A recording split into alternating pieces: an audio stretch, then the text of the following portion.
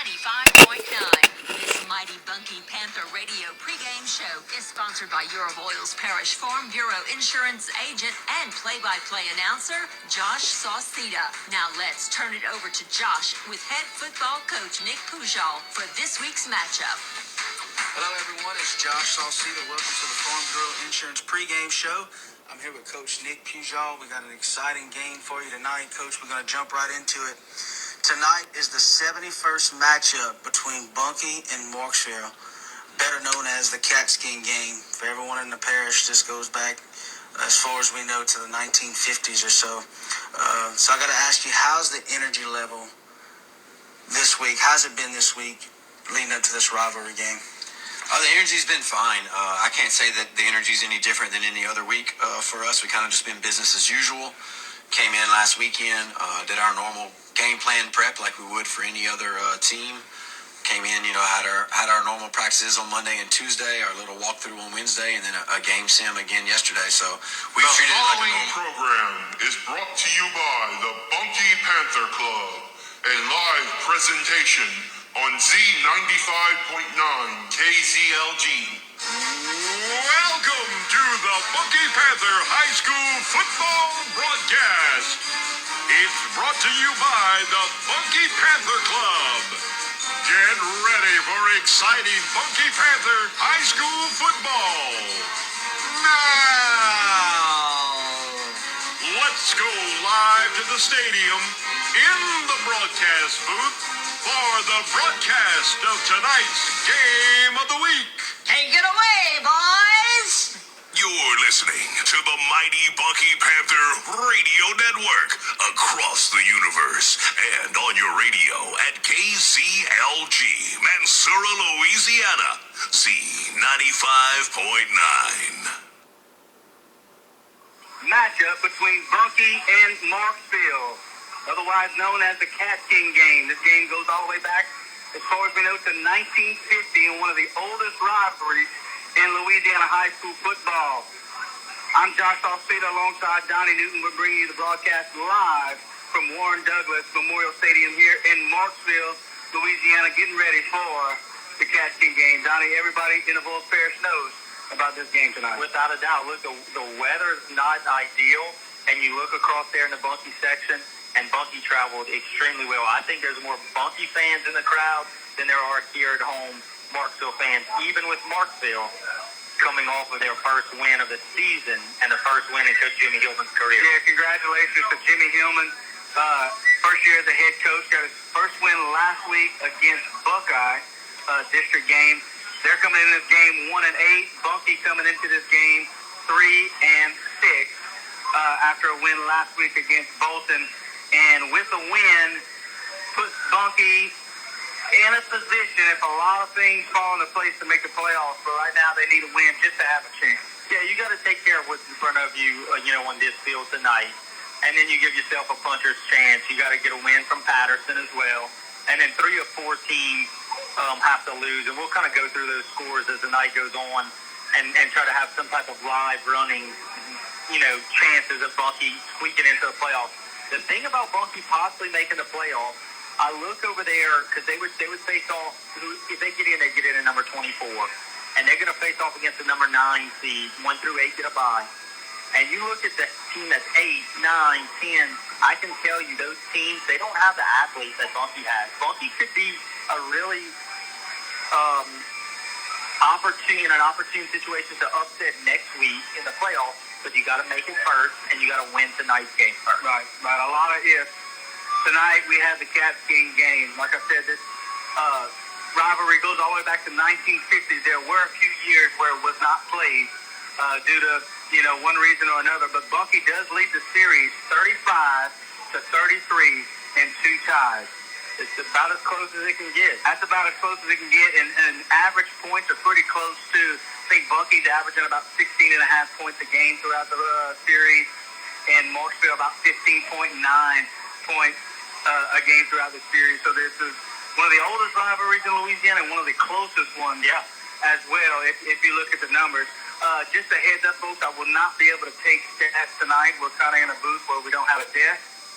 But that's okay. We called it on the roof before, Donnie. We called it out the back of the truck. We're going to bring you the broadcast however we can. That's it. We might be on our heads by the end of the night. Before we go to the pregame interview, we do want to thank each and every listener throughout the whole entire season. Get folks that let us know that they listen, and Rachel Norman, one of them, Coach's wife. Tonight we got Miss Beverly Lemoyne at home. She sent me a message, said, Josh, I can't make it, but I'll be listening. And that just, at least we know we got some people listening to the broadcast.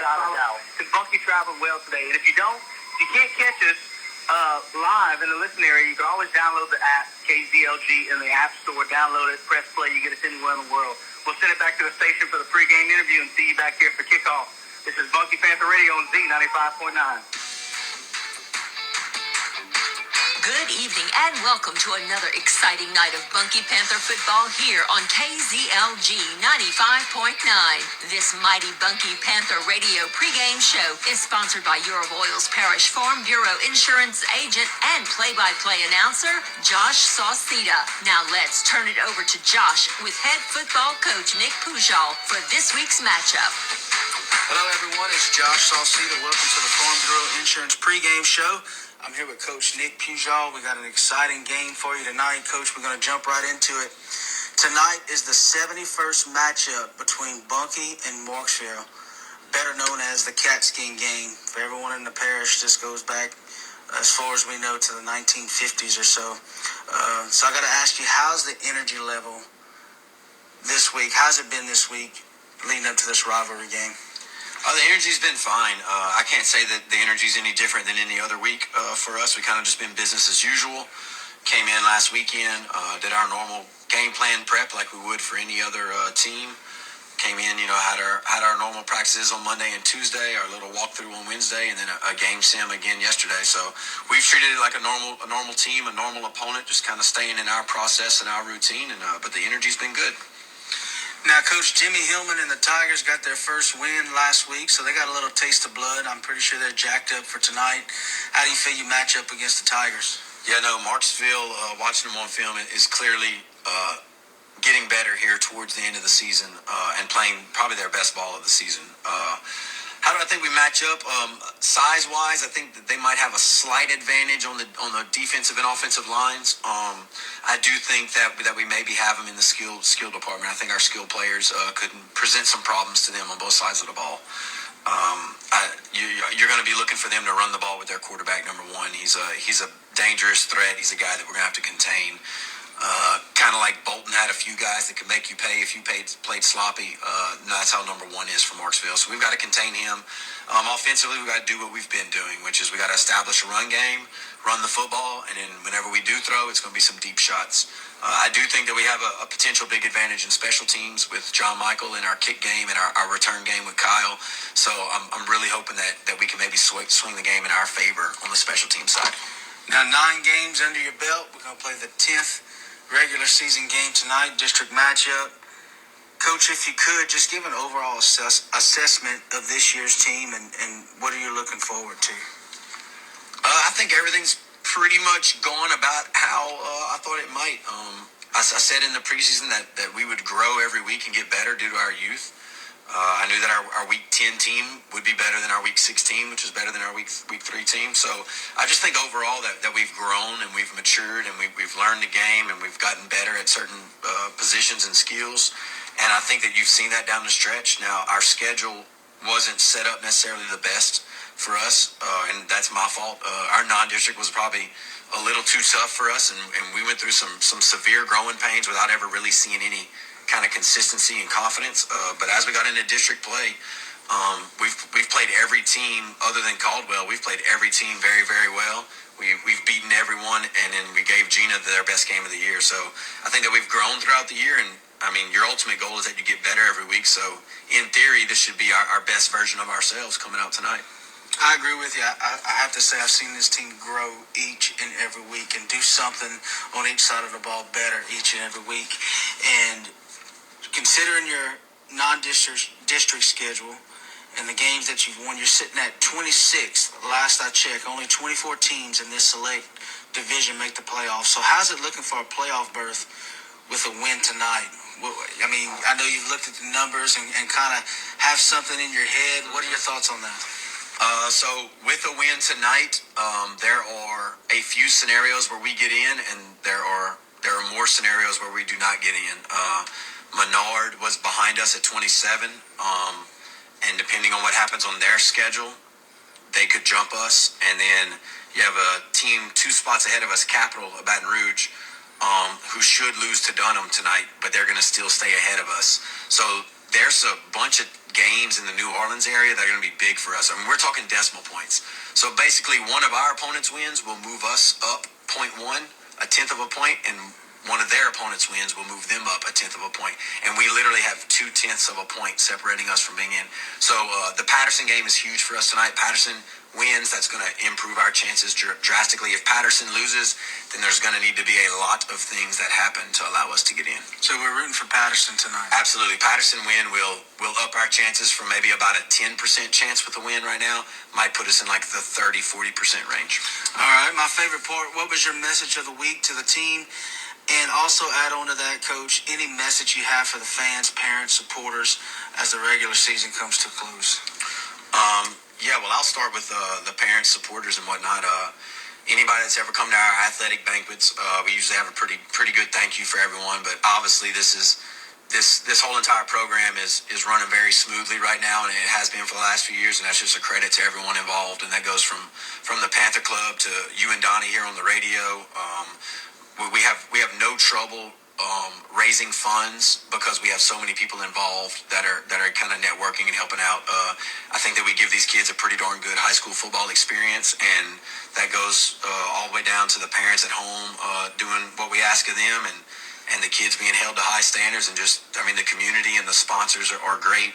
The Grove is packed every weekend. We have phenomenal home atmosphere. Several visiting coaches have told me how cool of a home atmosphere we have for such a small town. So, yeah, absolutely just a huge shout out to everybody and a big thank you.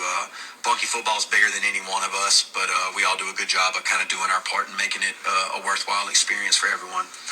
With that said, focus of the week has been confidence. I told the kids, play with some confidence. I feel like last week in the first half, we had some very silly personal fouls and maybe got around some balls on special teams that allowed some turnovers that we had no business. We ran into a kicker, and I just told them, that's you not playing confident. That's you trying to compensate for something else. Like, let's be confident that you are better than the guy across from you, and go play with some confidence, and, like, let's go be the Bunkie Panthers that we can be.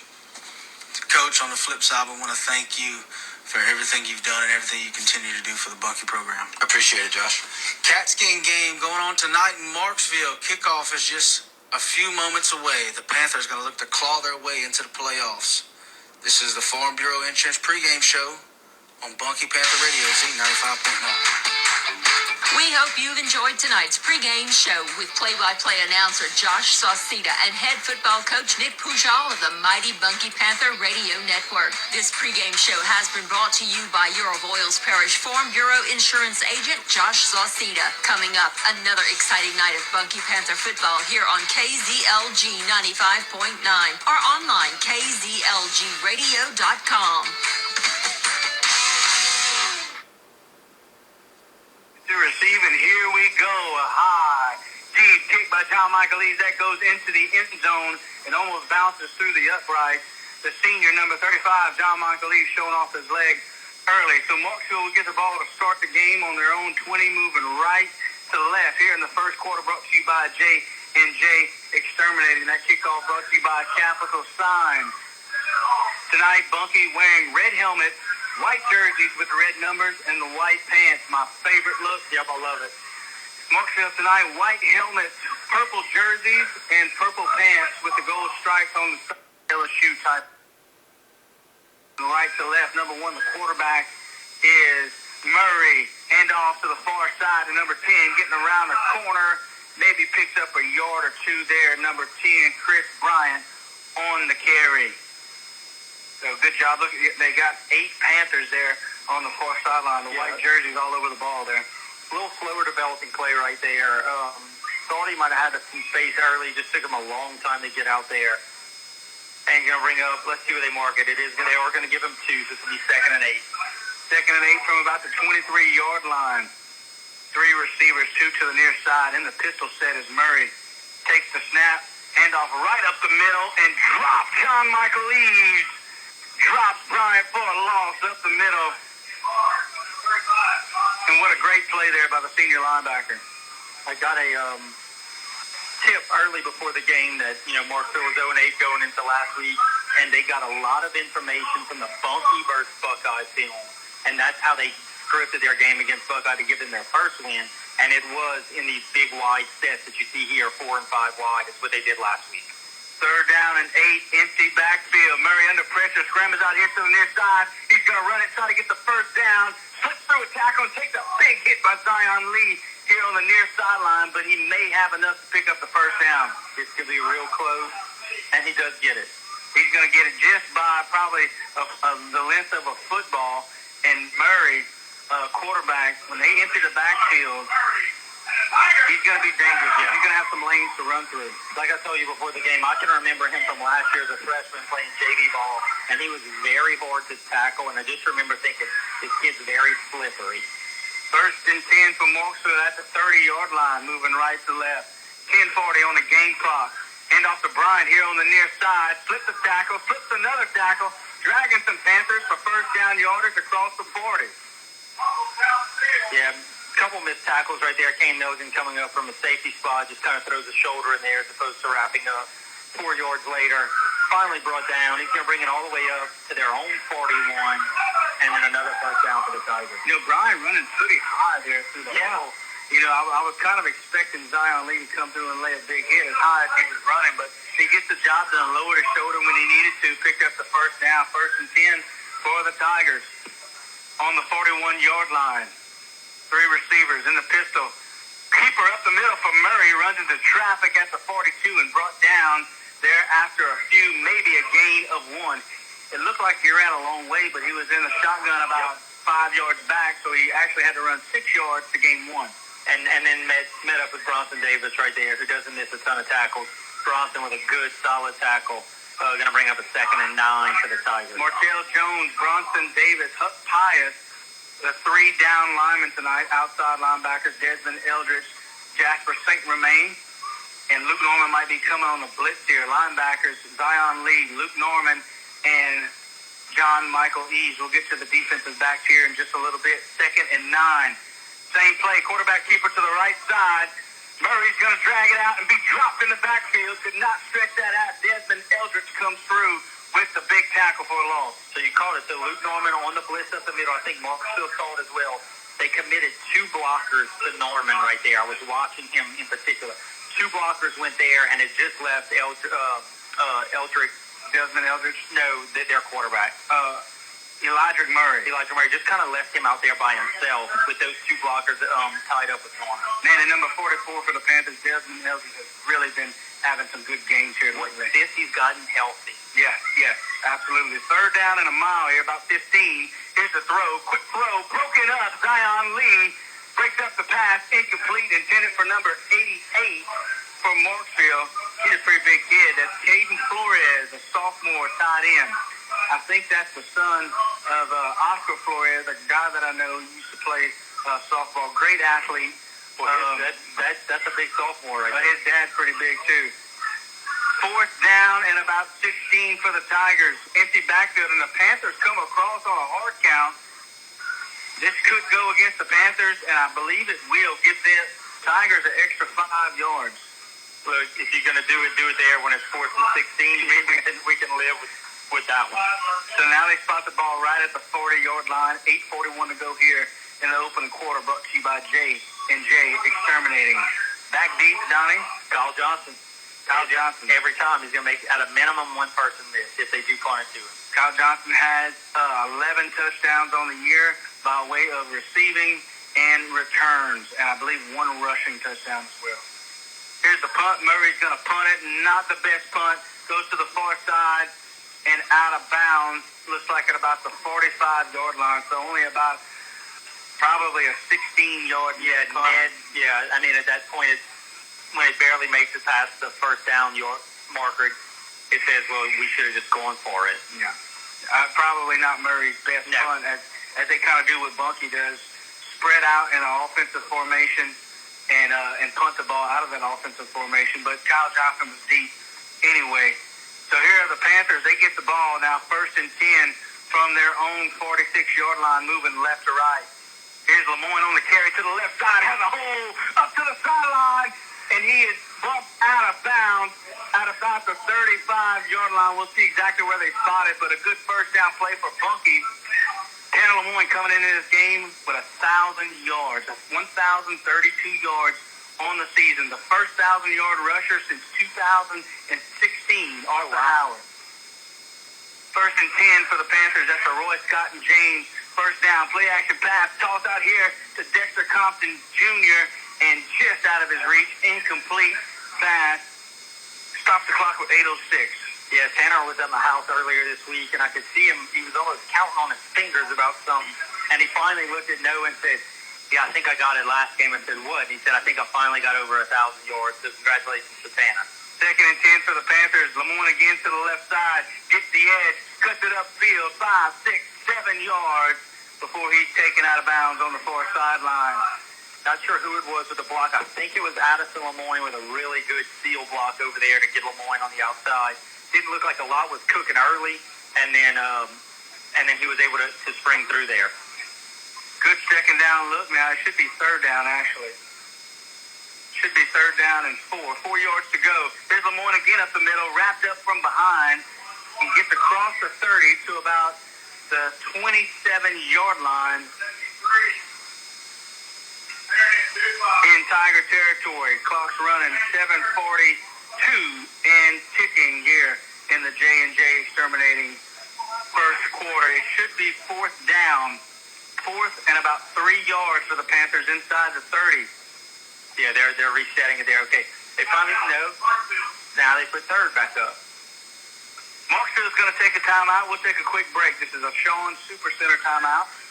Scoreless ball game here in the Catskin. You listen to Bunkie Panther Radio on Z95.9. Sean Super Center in Hesper has straight shooting prices on guns and ammunition. We carry brands you can trust in any caliber you could want. Whether you're looking for a firearm for your next outdoor adventure, something for the shooting range, or even something for home defense, our prices are the best in Central Louisiana, and we receive new shipments every day. Sean Super Center is also known for our catering. Let us make your next gathering the taste of the town. The store is stocked with fresh produce and quality meat, and we even have a butcher on site for custom cuts. Start your next adventure by visiting our deli, which serves plate lunches every day. We cook those home-style plate lunches that everyone in Avoyles loves. And from the menu, we serve the best burgers, sandwiches, po' boys, wraps, and seafood. Call 597-9940 to place an order or stop by any day of the week. We open early and we'll have biscuits and hot coffee waiting for you. Sean Super Center, Main Street in Hesmer. Now, the stick says 3rd down, but I believe it's 4th down. 4th and 3 for the Panthers inside the 30, moving left to right. 7:26 here in the first quarter, brought to you by J&J Exterminating. Panthers looking to the sideline. Right now, they're in a pistol set with 4 receivers, 3 to the top. That's Lemoyne, Alfred, and Johnson. 1 to the bottom, that's Gurrell. And here we go. 4th down play, big play here early in the 71st Catskin game. Waiting on the whistle. Here it goes. Hard count, I would assume. Yep, Marksville comes across with a hard count. There's a flag, and Bunkie has done a really good job, especially the quarterback and the offensive unit. You give that to the whole offensive unit because they have to be very disciplined to run that. That should give the Panthers a free first down with Dylan Compton getting up to the line. Hard count, a little movement by his hands. Marksville comes across. Automatic first down for the Panthers now as we approach the Red River Bank red zone. Inside the 25. 1st and 10. Here's Gurrell in motion. Toss to him on the far side. He takes the toss, cuts it upfield. He's got a lane. Takes the tackler, another, and now brought down inside the 10-yard line. First down, Panthers. First down brought to you by Roy Scott and James. So that truly is a pass right there that goes in the stat sheet as a pass. Flips it forward to Gurrell, and we really saw some jets from him right there. Brings the ball all the way down to it looks like about the 5-yard line. That's a very safe play, because even if he drops it, it goes as an incomplete pass. First down, Lemoyne up the middle, touchdown, Panthers. in the 71st Cat King game. Gets up to the line quickly right there. Tanner with a good job of running straight downhill. You're on the 5-yard line. Don't need to do a lot there. Just go forward. He does that, falls into the end zone. Touchdown, Bunkie. 6-0 Panthers. John Michael Eves on for the extra point. So Tanner Lemoyne takes it in from about 6 yards out for the first score here in this football game. 6-0. Lemoyne went over 1,000 yards on the ground this season through 9 games, and now he strikes first with the first touchdown. Here's the extra point snap, kick, and John Michael's trying to kick it out of the stadium here. That is good. Well, that's the shortest uprights I think I've ever seen right there. I was about to say, they're about 10 foot tall. And good luck judging if it's in or not from a longer field goal. But I don't know what regulation is. but it's not that, I can tell you that. It's not that. I can tell you what regulation is not. No. Yeah, they've got to be at no more than 10 feet. Yeah. And at home, they're probably double that, probably 20, 25 feet. But the kick is good, 7-0, 6:56 to go here in the opening quarter, brought to you by J&J Exterminating. That touchdown sponsored by Central Louisiana Insurance Consultants, and we were in the Red River Bank red zone for one play, but it happened so quick I couldn't get it out. That's a lot of sponsors to get out right there with all that going on. Yeah, a lot of sponsors since Bunkie runs a no-huddle offense.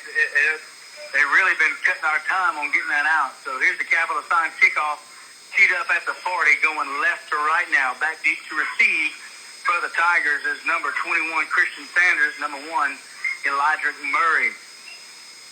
Here's Eves, and I expect he's going to put a big boot into this one. He does high, deep, end over end, in the middle of the end zone and through the back. And man, that's beautiful. You really don't see that often in high school football. No, it's really good. I love watching the kickoff team right there.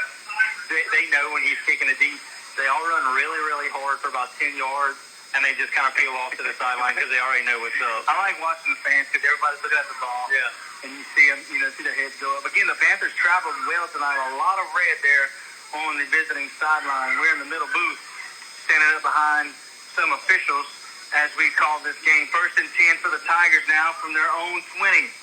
Here's a snap, handoff to Brian on the near side, runs into traffic. Zion Lee there takes him down with a few other Panthers at about the 22-yard line. Short gain there for the Marksville Tigers. Discipline play right there by Jasper St. Romain to hold that edge, Josh. Something that you won't see in the stat sheet, but Jasper comes out and forces the runner back up to where all that his help is, and a good tackle right there by the Panthers. 2nd and 8 here for the Tigers inside the 25. Murray in the shotgun, empty backfield, looking to pass. The left-hander throws a dart, incomplete, in between 2 Tigers in the area.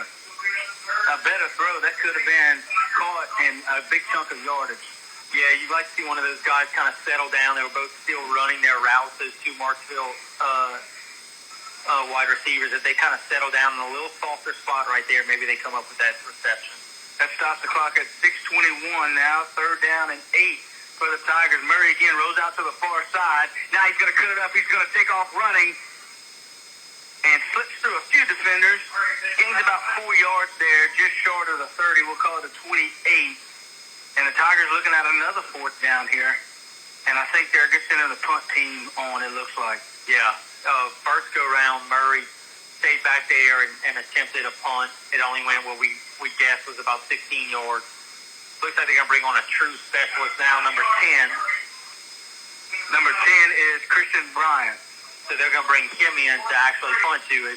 The thing that does is it maybe gets the ball in Kyle Johnson's hands. Kyle Johnson looking to return the punt here. He has 5 returns on the season for 136 yards and a TD. 1 touchdown. That's not a bad batting average right there. 5 returns. And the Tigers are going to take a delay of game penalty. That'll back them up 5. Inside the 20 now. How about the 22-yard line? The ball spotted. Kyle Johnson's going to move up a little bit. Standing at midfield, right in the middle of the eye of the Tiger here in Marksville at Warren Douglas Memorial Stadium. 5.5 minutes to go. Here is the kick. It is a wobbly punt and into the cheerleaders, the Bunkie cheerleaders on the far side at about the 40-yard line. So we've seen 2 punts by Marksville, and they've really given Bunkie some good field position. Yeah, I don't know if some of that's purposeful, Josh. As you know, obviously they've seen film as well how dangerous Kyle is on special teams, where they're just saying, hey, do whatever you do not kick it to number 2. Right. Yeah, he is dangerous, and I think that is their game plan, to take it out of his hands and make the offense work for it. 1st and 10 for the Panthers. The chains are not set. It looks like the Panthers are lined up. They're lined up at the first down. 35. All right, White Hat wants the clock to stop. 1st and 10, and I'm a little confused here. I thought they rolled out of bounds further, but 1st and 10 for the Panthers on the Tiger 35-yard line, moving left to right. Last drive went pretty smoothly for the Panthers. Most of the damage on the ground by Lemoyne. He takes the carry again here to the left side. Jump cuts, tries to get the edge. Now cuts it upfield. Right at the first down marker, he is knocked out of bounds. Looks like the Panthers have another first down inside the 25-yard line now. Good job by Dexter Compton right there. He did what Addison Lemoyne did on the last drive. Good job holding his block, allows Lemoyne to get free. The wind is blowing in this direction, left to right. 2nd down play. Lemoyne again, and here to the near side. Got a lot of room. Across the 10, the 5, a cut. Touchdown, Panthers. A cut right there by Lemoyne. Literally put the brakes on. The defender flies by, and he's able to get into the end zone. Early in the play, I looked all the way across at about the 30-yard line. The Bunkie Panther wide receivers already holding their hands up as it was a touchdown, and Tanner still had 20 yards to go. That's how much confidence they have in that running back right now. Man, Tanner Lemoyne, we've mentioned it twice already, 1,000-yard rusher, and every game I've seen him get better and better. And not just his running ability, his vision on being able to see certain things, stay north and south when he needs to, and make cuts when he needs to. Panthers on top 13-0 with 4:25 to go here in the opening quarter, winning the extra point. Snap, hold, kick, up, and it is a beauty. It is good. 14-0. Panthers go up on Marksville with 4:25 to go here in the first quarter. Good field position. They started that drive at the 35. 3 plays later, they're in the end zone. One more thing that whenever I was saying about Tanner at my house earlier this week, and he was tallying up his yards, I did say, Tanner, you've improved in something this year. And he said, what's that? I said, in your ball security. Tanner last year, I can remember a few times, the ball getting tugged on and sometimes coming loose. And he told me, he said, the proper way to carry a football is 5 points of contact. And he went through the whole thing with me. And he said, I've made it a point of emphasis this year. And it has definitely shown itself. 5 points of contact. I learned that at an LSU football camp when I was a sophomore in high school. And I remember that for the rest of my life, and I've never carried a football. No, remember, didn't you carry one? Oh, yeah, on a punt, on a fake punt. Yeah. Fake punt. Thank you, Coach Justin, for calling that play. Got the first down in a district championship game against Menard, and I never touched the ball again. Yeah, but that. I got a 12-yard rushing average. You got that 12 yards because you had 5 points of contact on the football. I think I had 10. I had both hands on the ball. It did not good. No matter what, you not fumble. Yeah, that touchdown brought to you by Official Louisiana Insurance Consultants. Tanner Lemoyne takes it in for his 2nd touchdown of the night. And here is the capital sign kickoff going left to right. John Michael Lee's end over end, deep punt. And I think he is just nailing the R on the Tigers in the end zone every time. And I wish I had a golf shot like John Michael Lee's. My favorite is whenever he kicks in an end zone like that, then he does a fake golf shot on the field. I saw him do it after the second one. That is his 3rd touchback of the first quarter. And 3rd consecutive. Man, that's incredible. We're going to miss him next year. Man, you took the words right out of my mouth. I was thinking we're going to miss that leg next year. He's been kicking for the Panthers for 4 years. Tigers now come out with an empty backfield. 5 receivers. Murray in the shotgun takes the snap. Quick throw to the far side. Complete there to Marksville Tiger, who spins off a tackle. Gets close to the 25-yard line. And I can't see who that player is just yet. Getting off the ground. Looks like that's number 2 there from Marksville. That's Devin Lavalley, an 8th grader. He does not look like an 8th grader. He does not look like an 8th grader. And he's played quarterback a lot for them this year. as an 8th grader. Picks up 5, 2nd and 5 here for the Tigers. You know who else played as an 8th grader for the Panthers? Kyle Johnson. That's right. And we've seen what he's been able to do this year with all that experience. So we'll probably expect big things out of Devin Lavallee for the Tigers in the next few years. Here's a snap. Bryant right up the middle, has a little hole, slips the tackle, and then brought down close to the 30-yard line. Leaves him about 2 yards shy of the first down. First down marker is about at the 32 here in Tiger territory. He's about 2 yards shy.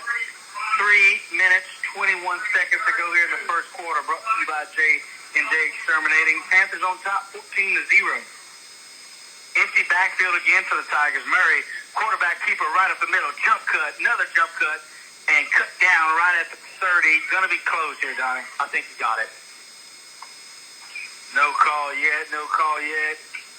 There we go, first down for the Tigers, and he barely got that one. A good juke there by Murray, and you can tell he is so shifty. First and 10 for the Tigers on their own 30-yard line, moving right to left. Under 3 minutes to go here in the game clock. Here's handoff right up the middle, and the Panthers stack that up immediately. Can't see who the back was. That's Bryant up the middle again. He's got about 6 carries on the night. And it's pretty much the entire Panther defense right there. Martell Jones was the first one there. Bronson Davis, Hug Pius was there, and then the other 8 were lurking around. Yeah, getting to the defensive back for the defense. We've got Kyle Johnson, Kane Milligan, and Terrell Johnson there at the other cornerback. 2nd and 9, empty backfield. Murray rolls out here to the near side, looking to throw. Knight cuts it upfield. A juke and runs into Zion Lee at the 30-yard line. Zion Lee says, "Not today, partner." That boy's going to be special. That's all I'm going to say. You're right. That boy's going to be special. He was actually fighting off a blocker, and whenever Murray decided to take off, Zion Lee, the freshman, shucks the blocker, and he makes the tackle. Look, it wasn't like going tackle me out there. The guy he was going to get after is shifty, and he shucked that block and went put number 1 on the ground. 3rd and 8, and whistles are blown. I think we might have a timeout on the field. Tigers do take a timeout with 1:41 to go here in the opening quarter. 14-0, Panthers on top. You listening to Bunkie Panther Radio on Z95.9.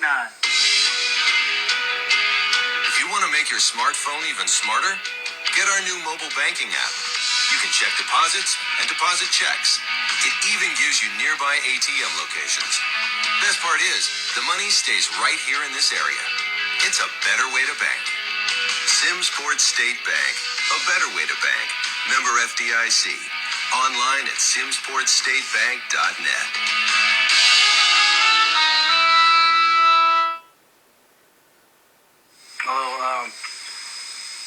A little tailgate time. Yeah, a little tailgate food. That was sent up here by Rachel Milligan. And it's 4 or 5 of us that all tailgate together, 4 or 5 families, the Normans, the Newtons, the Lucas Moe's family, the Milligans, the Carreros, and maybe I'm missing 1 or 2 more, but they set that up here. Thank y'all for the food. Sure made my night. 3rd and 8 here for the Tigers, going right to left.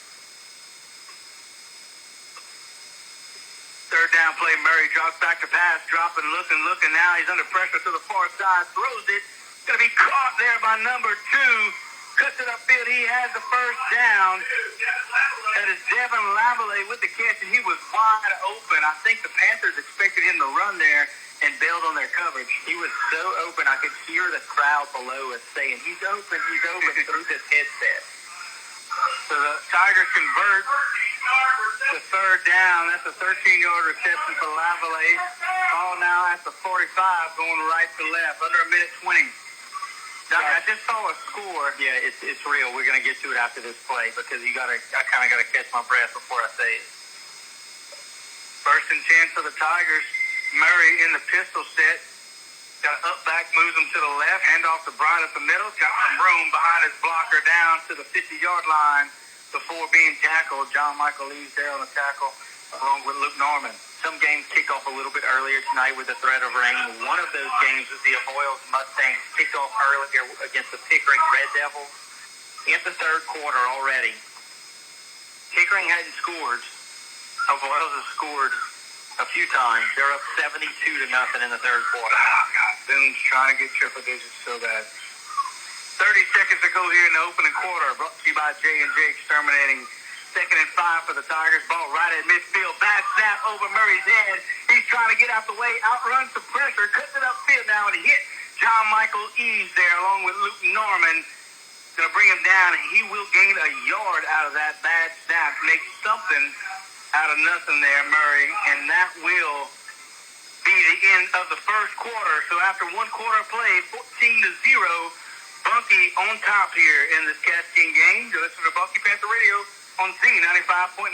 If you're looking for ice-cold beer and a friendly atmosphere, then you're looking for Crazy Katie's in Hesper. On Tuesdays, compete against the best in our pool tournament. Wednesday night is steak and shrimp night. On Saturdays, dance the night away with your favorite live bands. And on Sunday, check out NASCAR and football on the big screens. If you're really thirsty, Crazy Katie's has over 100 flavors of daiquiris to choose from. Don't miss a minute of fun. Crazy Katie's, Highway 114 in Hesper. Sauseda and Donnie Newton broadcasting live from Warren Douglas Memorial Stadium here in Marksville, Louisiana for this classic rivalry we call the Cats King game. Bunkie leads 14-0 right now as we're about to start the second quarter, brought to you by Crazy Katie. Josh, in district, Gina Giants, who will go on and win district tonight with a win. Gina is up 30-6 in the third quarter over the Buckeye Panthers. There are a couple games that are of interest to the Panthers. Panthers have to win here. They also need a win by Patterson. Patterson is up right now 8-0 in the first quarter. There's three other teams that we need to lose tonight. That'll take me a little while to find because I don't know exactly where they fall out in the state, but Pope John Paul is one of them. I'm looking for their score now. I will update it once I find it.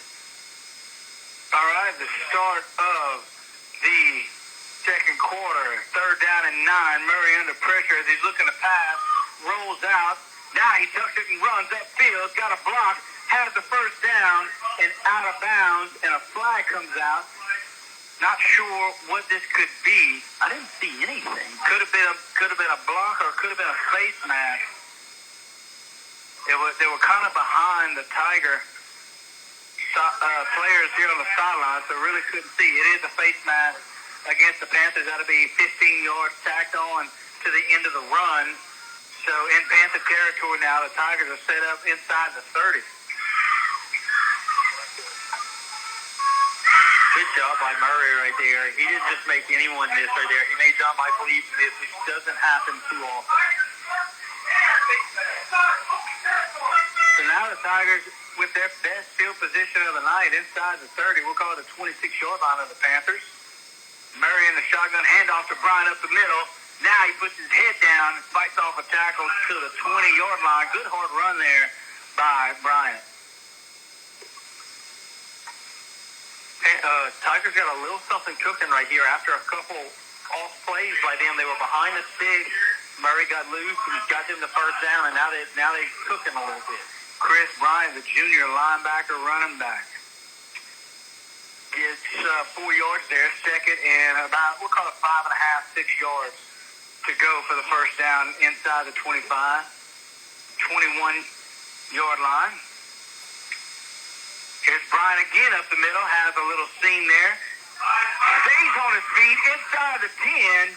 Another good hard run, picked up the first down, and that's an impressive run, the best run we've seen by either team tonight. Yeah, very, very nice by him. And he's a really tall kid. Yeah, he runs high, but at the point of contact, he lowers his shoulder whenever he has to. He's not a really big running back, but he gets the job done.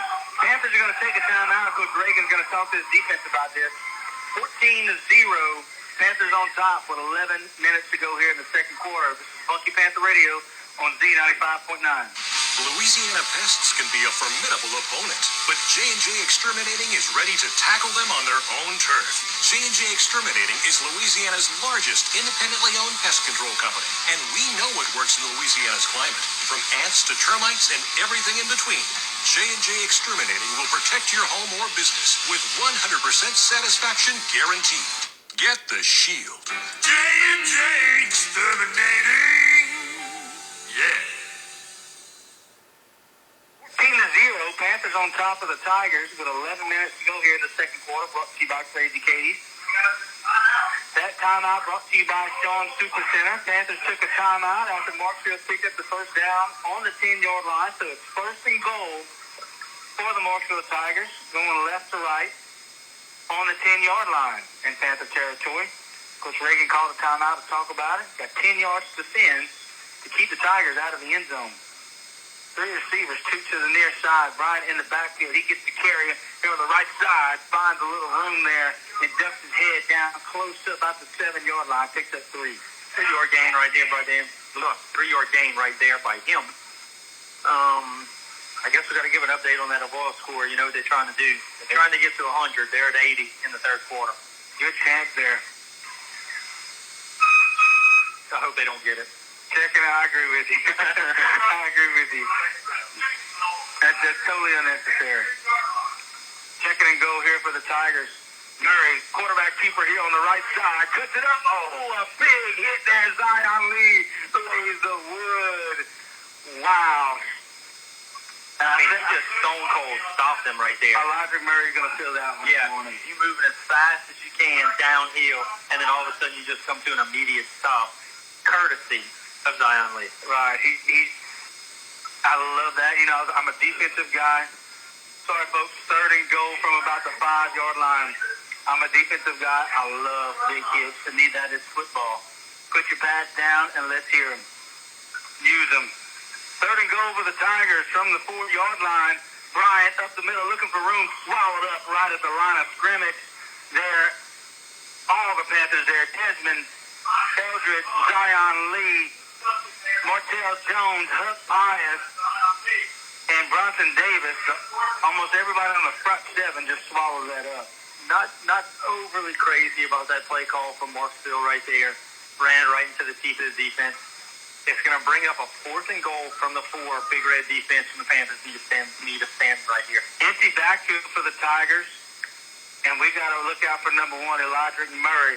Sends number 42 in motion to the far side. It's going to be a keeper by Elijah Murray trying to outrun everybody. He stopped right there. Jasper St. Romain and Luke Norman come in and make a stop. Turnover on downs. What a play there by the defense. Josh, we're old and we're both out of shape right now. We both looked at each other when the backfield went empty and we said it's number 1. Yeah. If we know that, I promise you, Luke Norman, Jasper St. Romain, and that entire coaching staff knew that as well. They sniffed it out really good, and a very, very good play by the freshman Norman right there. Man, down to the 4-yard line, and Marksville could not punch it in. They get the Panthers the ball back inside the 10. I'd like to see some long here. Wouldn't surprise me to try to get caught. Yeah, Tigers got all 11 players within about 10 yards of the line of scrimmage. Chandler Moore, jump cut in the middle, fighting for yardage, falls forward across the 10 to the 11-yard line. Pick up of a few there, probably 3, as we're under 9 minutes to go here in the second quarter, brought to you by Crazy Katie. Halftime may be a little bit different tonight. I'm going to try to rush on the field and get some interviews done by the NFL Dream League flag football team. We'll see how that goes. Second down play, Lemoyne again up the middle, and that's going nowhere as the Tigers stack that up right. They are going to give him 1 right there. It's going to be a big third down. I'd like to see Kyle try to get involved, but Kyle is not in on the offensive set right now. We've got our 2 big receivers here on this side. That's Gurrell and Alfred. Tied in here to the near side. Lemoyne again to the near side. Finds a hole. He's broke loose. The 20 to 30. What a good move there. Makes 2 defenders miss and brought out of bounds on the near sideline at the 39-yard line. And Lemoyne, he's trying to go for at least 1,100 yards here tonight on the season. Oh, yeah, he's over 1,100 already, and maybe he's going for 12 as well. So first down for the Panthers, and we got a flag on the field. There's a tent that's in our way. It's a hold on the Panthers. So that'll back the Panthers up. They were looking at a 3rd and 2. Now that penalty will give them about a 3rd and probably 9 yards to go. Exactly 8 minutes to go here in the second quarter.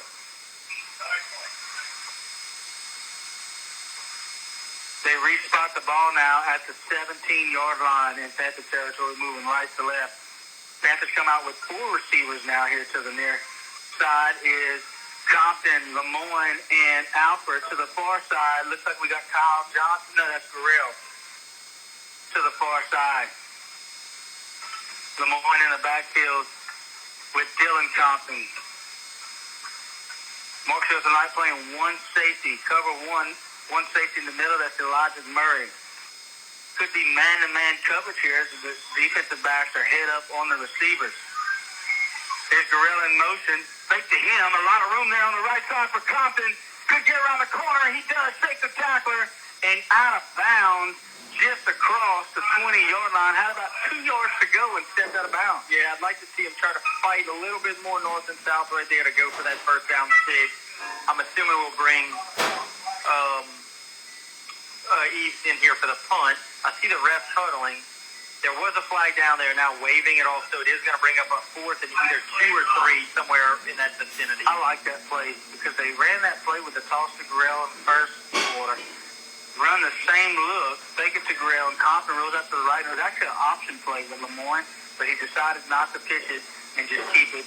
And Eves is going to come out with his punt team, and he'll be punting it into the wind right to left. Murray drops back to about the 45-yard line. Let's see if Eves can pin the Tigers back and try to flip field. Here's the snap. It's going to be a spiraling punt to the far sideline and out of bounds right at midfield. We'll call it about the 47-yard line. And good job there by Eves. I think he put it exactly where he wanted to put it, was out of Murray's hands and on this side, on the Marshall side of the field. Yeah, I'd be surprised, Josh, if tonight we see either punt return or get a shot to return a punt. Murray, we've seen how dangerous he can be. We've seen that tonight firsthand. Kyle Johnson, that speaks for itself. We've seen that all year. Yeah, Kyle Johnson has 3 kickoff returns for a touchdown, 1 punt return for a touchdown on the season. So it's on the 49 in Tiger territory by a yard. Moving left to right now. First down for the Tigers on offense. 4 receivers doubles. Murray in the backfield by himself in the shotgun. Drops back to pass. Looking. Now he scrambles. Got some room here to the near side. Being chased by Martell Jones. Martell Jones chases him the other way. Murray running to the far side now. Still looking to throw. Throws it and incomplete. And a flag comes out right at the end of that play in the backfield by the White Hat. Personal foul. Crackback block on number 74 of the Tigers. So that's going to bring up, you lose the down in that situation, and then so now it's going to bring up a 2nd and 25. And Murray's got his tongue's got to be hanging out. He ran around a long way right He ran, the ball was spotted on the far hash in the middle of the field. He ran to the numbers this way, reversed and ran to the numbers the other way, and threw the ball. Yeah, he's got to be tied right now. And that's not what Coach Hillman wanted to see here on a first down play after forcing the Panthers to punt. It's going to be 2nd and forever here, Donnie, about 35 yards. Yeah, I said 25, but it's actually from the spot of where the crackback happened. The crackback happened about 10 yards behind the line of scrimmage, so it's way back there. 7:35 here in the Crazy Katie second quarter. 14-0, Panthers lead. Second down play, Bryant slips as he gets the handoff in the backfield. They're going to lose a few more there on that first down play. Second down and even longer, about 36, 37 yards here. Let's see what Coach Jimmy Hillman has in his playbook for a second and half of the football field. Empty backfield for the Tigers. 4 receivers.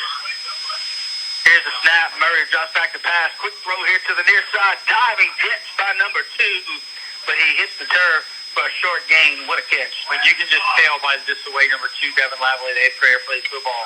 He'd be a pretty special player as he grows up. Even that right there.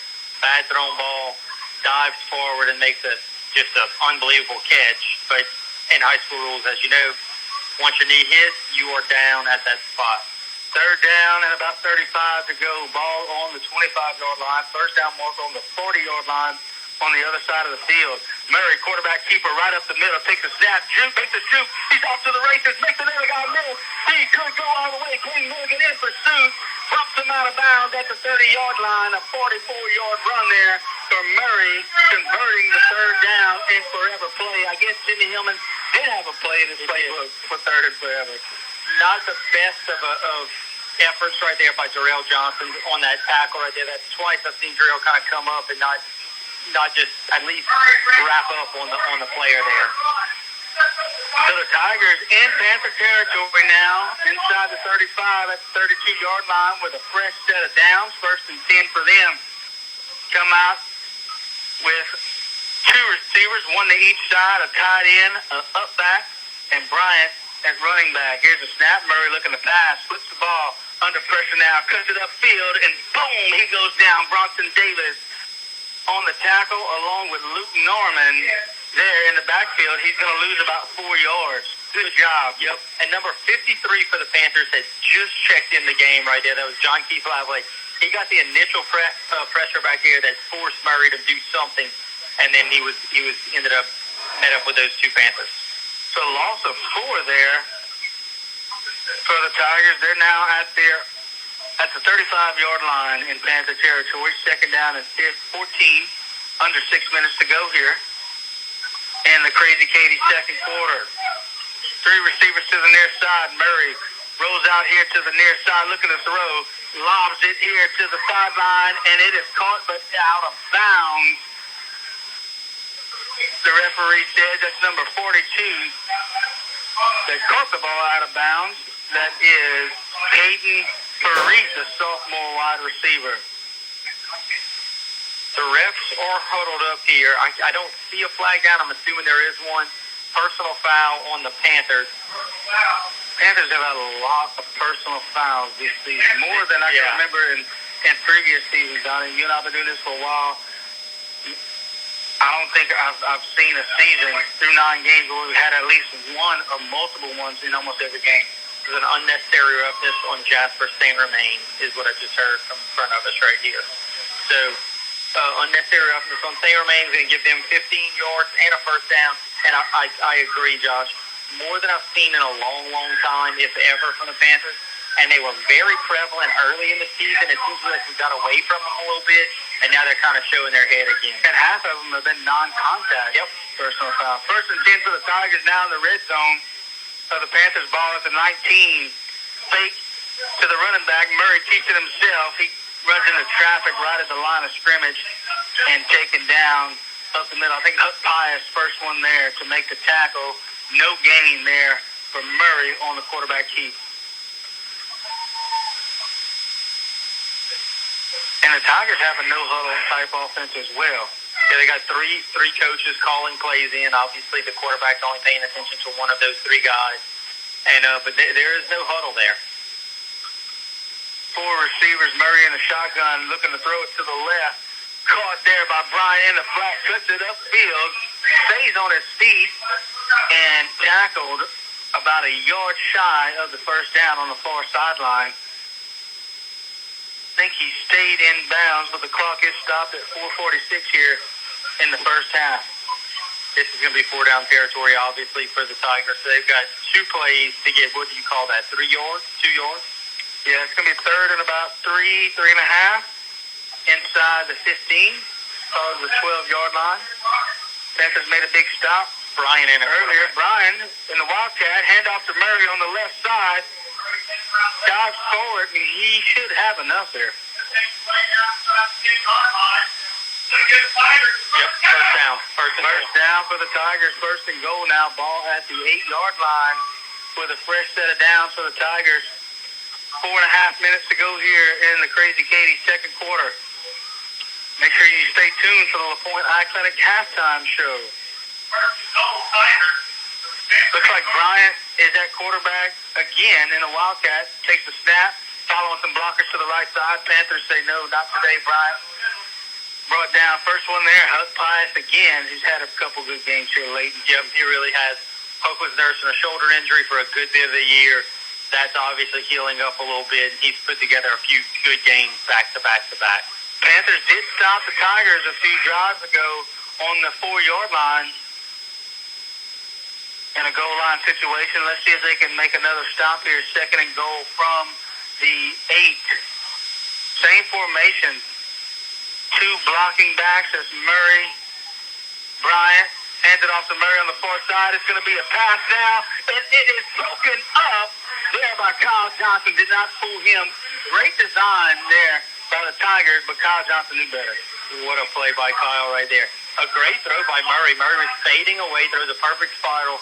He gets over everyone, is about to land in the hands of the intended receiver, and here comes Kyle Johnson flying through to knock it out of the air. Yeah, Chris Bryant was in the Wildcat formation, hands it to Murray, coming across the field. Murray stops, throws it back across, and even, I think everybody on the defense except Kyle Johnson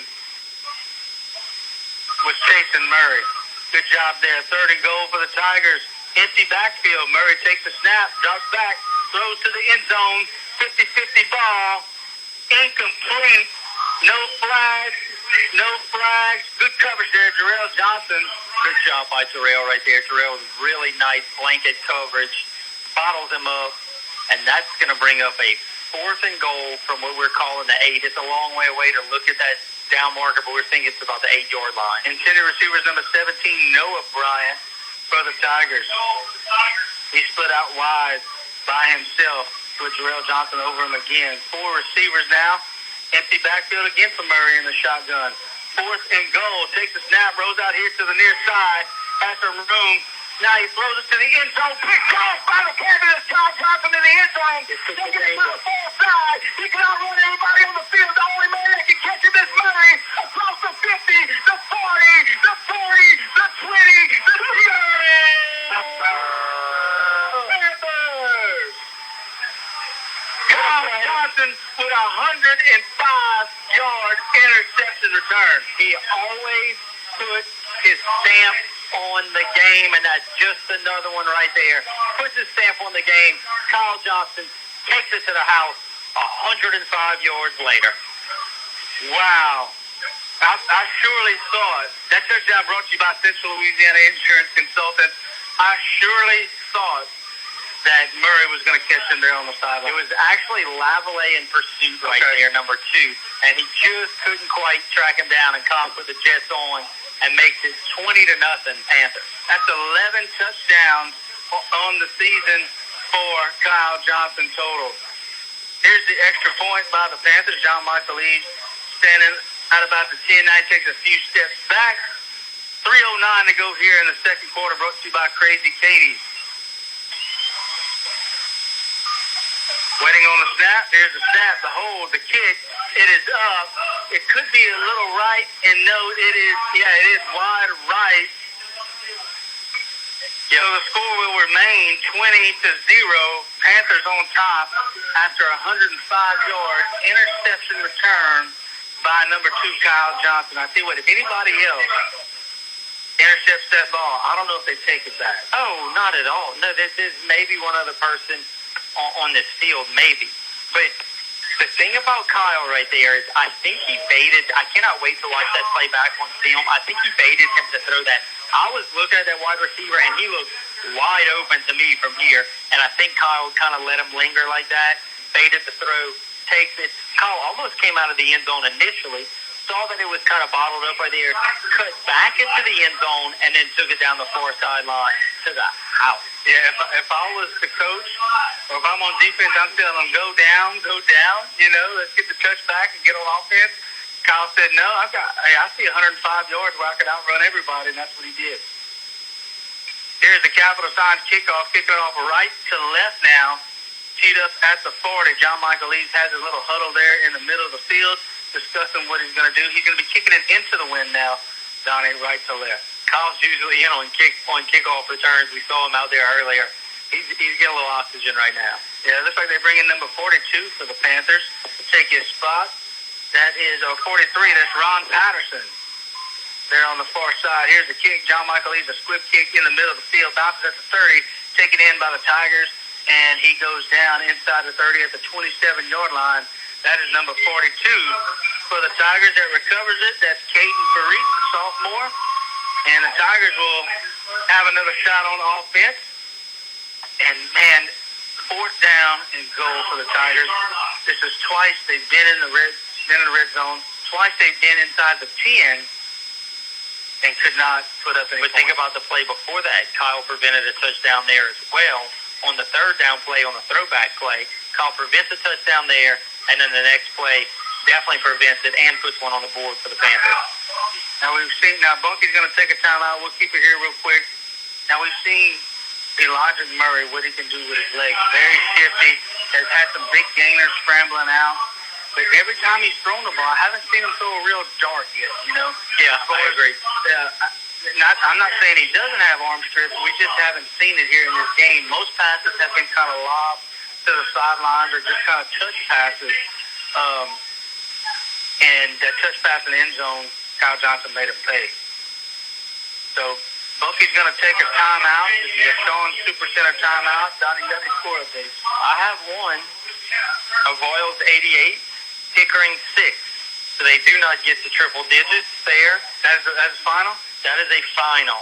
We are looking for a Pope John Paul loss, and they're tied 0-0 right now. We're looking for a Patterson win, and we're also looking for a Bunkie Panther win. Bunkie Panthers well in control here. And Patterson, let's see if we can find one for him real quick. Patterson up 8-6 over Berwick in the second quarter right now. That is all the updates we have, but so far everything falling the Panthers' way. A lot of game left. First down play, Bryant right up the middle with a lot of room. Cut down there. Kane Milligan brings him down after an 8-yard gain. And that's the first tackle of the night for Kane Milligan. Good job one-on-one against Chris Bryant. Pickup of 9 for the Tigers. Under 3 minutes to go here in the Crazy Katie's second quarter. Kyle Johnson in on defense, cornerback here to the near side on the wide out. 3 receivers for the Tigers. Moving left to right inside the 40. Bryant again up the middle, and he's sandwiched right near the 40-yard line. He will pick up the first down. Martell Jones and Huck Pius combine on the stop. Bryant's somewhat of a workhorse for them tonight. Workhorse back for them. I'd say he's got 10 carries so far tonight. Absolutely. Jackson Lemoyne checks out of the game. Jackson Lemoyne is a Farm Bureau Player of the Week, along with Dexter Compton Jr. Farm Bureau Players of the Week, week 8 and 9. Bronson Davis checks in at nose. At defensive line there, right over the football. 1st and 10 for the Tigers at the 40-yard line. Here's a snap. Murray hands it off to Bryant on the far side, and Kyle Lee drops him in the backfield for about a 6-yard loss. I'll just say it again. He's going to be special. He is. Freshman Zion Lee breaks through with good penetration and brings down Bryant for a big loss there. And Bunkie's going to take another timeout with 2 minutes to go. They lead 20-0 over the Tigers. This is Bunkie Panther Radio on Z95.9. Capital Signs and Awnings is a nationwide sign manufacturer and service provider based right here at home in Bunkie. There's no job too large or too small. So give us a call for all of your signage needs. Call 318-346-9898. Here's that number again. 318-346-9898. Capital Signs and Awnings of Bunkie. 14 at about the 36-yard line, moving left to right in their own territory. Got right at 2 minutes left, and that's kind of an odd timeout right there. After you tackle the opposing team for a loss, you immediately take a timeout. You think they want the ball back? I'm assuming we do. I thought it was a little strange there as opposed to maybe not after the next play, but that's why I'm up here in the booth. That's their second timeout of the first half. They only have 1 remaining. 2nd and 14, 4 receivers for the Tigers. Murray gets the snap. Quick throw here, caught by Bryant at the first original line of scrimmage, crosses the 40 to the 42-yard line, and brought down 2nd and 8 there. Josh, that might be our final timeout taken. Remember, with the defense, we called one earlier. Coach Reagan called one to give the defense a breather on the previous possession. So I do think we're out of timeouts here. It's a big third down if we want to get this ball back before half. 3rd down and 7 for the Tigers. 1:43 to go. Empty backfield for Murray. Rolls out to the far side. slings it there to the flag. Caught by number 42. On the ground. Tackle. Ball is on the ground. The Panthers may have recovered. No official call yet. Panther football. We're going to get it back with more time than we thought. Second turnover of the night for the Panther defense. One by way of interception. This one caught by number 42 for the Tigers. That was Caden Fareed, the sophomore. Had the first down momentarily. Then the ball comes out. Panthers jump on it. Panther football right at midfield, moving right to left now. A minute and a half to go here in the second quarter.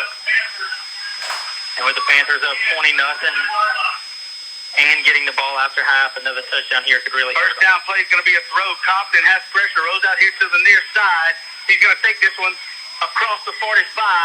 Bumped out of bounds right at the 40-yard line. Picked up a 9 there for Compton. And, man, he's got a good stride on him, doesn't he? Really, really good. Everything looks pretty effortless. Throws a deep ball, looks pretty effortless. Running like that looks effortless. Really, really good-looking kid in his first year as quarterback. He's a sophomore, and I think this kid's going to be pretty special, too. That stopped the clock at 1:24. Second and 1 here for the Panthers. 4 receivers, 3 to the near side on the near hash. Here's Gurriel in motion, takes the toss here to the near side. Got to beat a defender. Will pick up the first down and then brought down by number 55 for the Tigers. That is, he's not on our roster, but number 55 makes the tackle. And the scoreboard just turned off. Never a good thing. Chauncey Curtis is that player with the First tackle. and 10 for the Panthers. Compton rolls out to the far side, complete to Gurriel. Trying to get the corner, fighting some defenders inbounds where they'll bring him down inside the 35 to about the 32-yard line. 56 seconds to go here. And ticking. In the second quarter. Clock ticking. Panthers on top 20-0. Looking at a 2nd and 5 inside the 35. Here's Lemoyne on the left side. Jump cut through the middle. Tigers bring him down. Tackled by linebacker number 22 there for the Tigers. That is Jace Warren, the freshman linebacker. Under 28 seconds to go here. Third down and 3 for the Panthers. Gurriel resets in the slot here to the near side. Compton option play. Pitches it to the far side, and it is blown dead. And time out by Marksville before the snap. Wow. I wish it was blown pretty late. Yep. Compton had We'd already to the right, pitched the ball. The timeout by Marksville with 18 seconds to go here in the first half. Second quarter brought to you by Crazy Katie's. Panthers on top, 20-0. We will keep it here before we go to the LaPointe Eye Clinic halftime show. Big football weekend tomorrow. Josh, before we get to that, what yard line do the Panthers need to get to here? We're going into a pretty strong win. You think to the 18 would be a 35-yarder? You think he can make it from 35 into the win? Right now, the football's on the 29-yard line. I think Coach will let John Michael try it if we get inside the 25. Yeah, okay. Inside the 25, say he gets to the 24, it'd be a 41-yarder. That'd be quite the feat in this win right here. That's if we can get inside the 25 and somehow stop the clock. Well, the clock will be stopped momentarily for the change, but won't have much time. There's only 18 seconds left to go here. It's going to be a pass play. Compton to the end zone. Lets it go. It's got a receiver. Dropped by Alfred. What a throw. That was a perfect throw there by Compton over the shoulder of Alfred in the end zone, and he just drops it. Yep. Compton throws a beautiful, beautiful deep ball. And that's kind of really come on late in the season right there. And that comes with experience. First year at quarterback, you got to throw some, and you got to make some mistakes to get better. All right, so 16 seconds left in the half. Panthers will get the ball first after the half. It is fourth down. Fourth down play, Tanner Lemoyne, jump cut up the middle, moving forward, puts his head down. We'll have the first down. Let's see what the Panthers do as the clock stops momentarily with 9 seconds to go here. Got to spike the ball. While they move the chains. Got to be prepared to spike it, too. The chains are about to get set. Clock hasn't started yet. First down for the Panthers. There he goes. Clock has just started. 6, 5, 4, 3, 2, 1. And we're going to take this one into halftime. Panthers will not run another play. Very odd there. So that's it for the first half. Panthers on top 20. Marksville 0. Stay tuned for the LaPointe Athletic halftime show. We'll be back here in the third quarter for the 71st matchup of the Cats game. Listen to Bunkie Panther Radio on Z 95.9. Okay, I think this other radio has a little bit better sound. It's a bit faster, but here you go. If it's worth the drive, call 346-7208 and set up your appointment. Dr. LaPointe accepts most insurance plans. Call 346-7208. Stay tuned after the game and find out who's going to be the LaPointe Eye Clinic Player of the Game. LaPointe Eye Clinic. They are simply the best. Hello, Panthers. This is Coach Kaylin Hillman coming to you live from the Bunkie High School Panther Den with this week's Panther News. Today's going to be a short one. This past week at Bunkie High was a very easygoing, laid-back kind of style week. Everything ran smooth. There wasn't tons of activities going on, which is a big change for the past few weeks. There's been literally one thing after another happening every day. So it was kind of a good vibe at school just to kind of show up and go to school this week. All of the kids and teachers are prepping for their LEAP test, which will take place beginning when we get back from Thanksgiving break, which will only be in 2 weeks. So there's a lot of things going on in the classroom. It's really nice to see the teachers just digging in and getting all they can out of their students. I'd like to talk about a few dates that are coming up at Bunkie High. So we all know that there's no school on Tuesday of next week or Friday. Thank you for all of our veterans out there. We appreciate you, and we are thankful for you. So we know we're not going to be at school on Friday because of Veterans Day, and then Tuesday is Election Day. So go out and vote. The Boys and Girls of Bowles Parish Basketball Jamboree will be held next Thursday at Bunkie High School. So make sure to come out and show our boys and girls basketball team all the love and support that you can give. We are hoping that we will be in the first round of the playoffs next Friday, but we know that here tonight at the Catskin, we're not sure what the outcome's going to be, and we won't know if we make the playoffs until Sunday. So stay tuned for that information as well. The canned food drive is still going on strong. Remember, we want to be the ultimate winner for the 6th year in a row. So please, please, please donate canned goods to Bunkie High School or send canned goods with your students. Remember, there are different incentives for sending canned goods. They can bring 10 15-ounce cans and receive a free dress pass. Once they could bring 20 and receive a KIR pass. Once they reach 50, they will receive a fun day. Once they reach 100, they will get $10 of canteen money.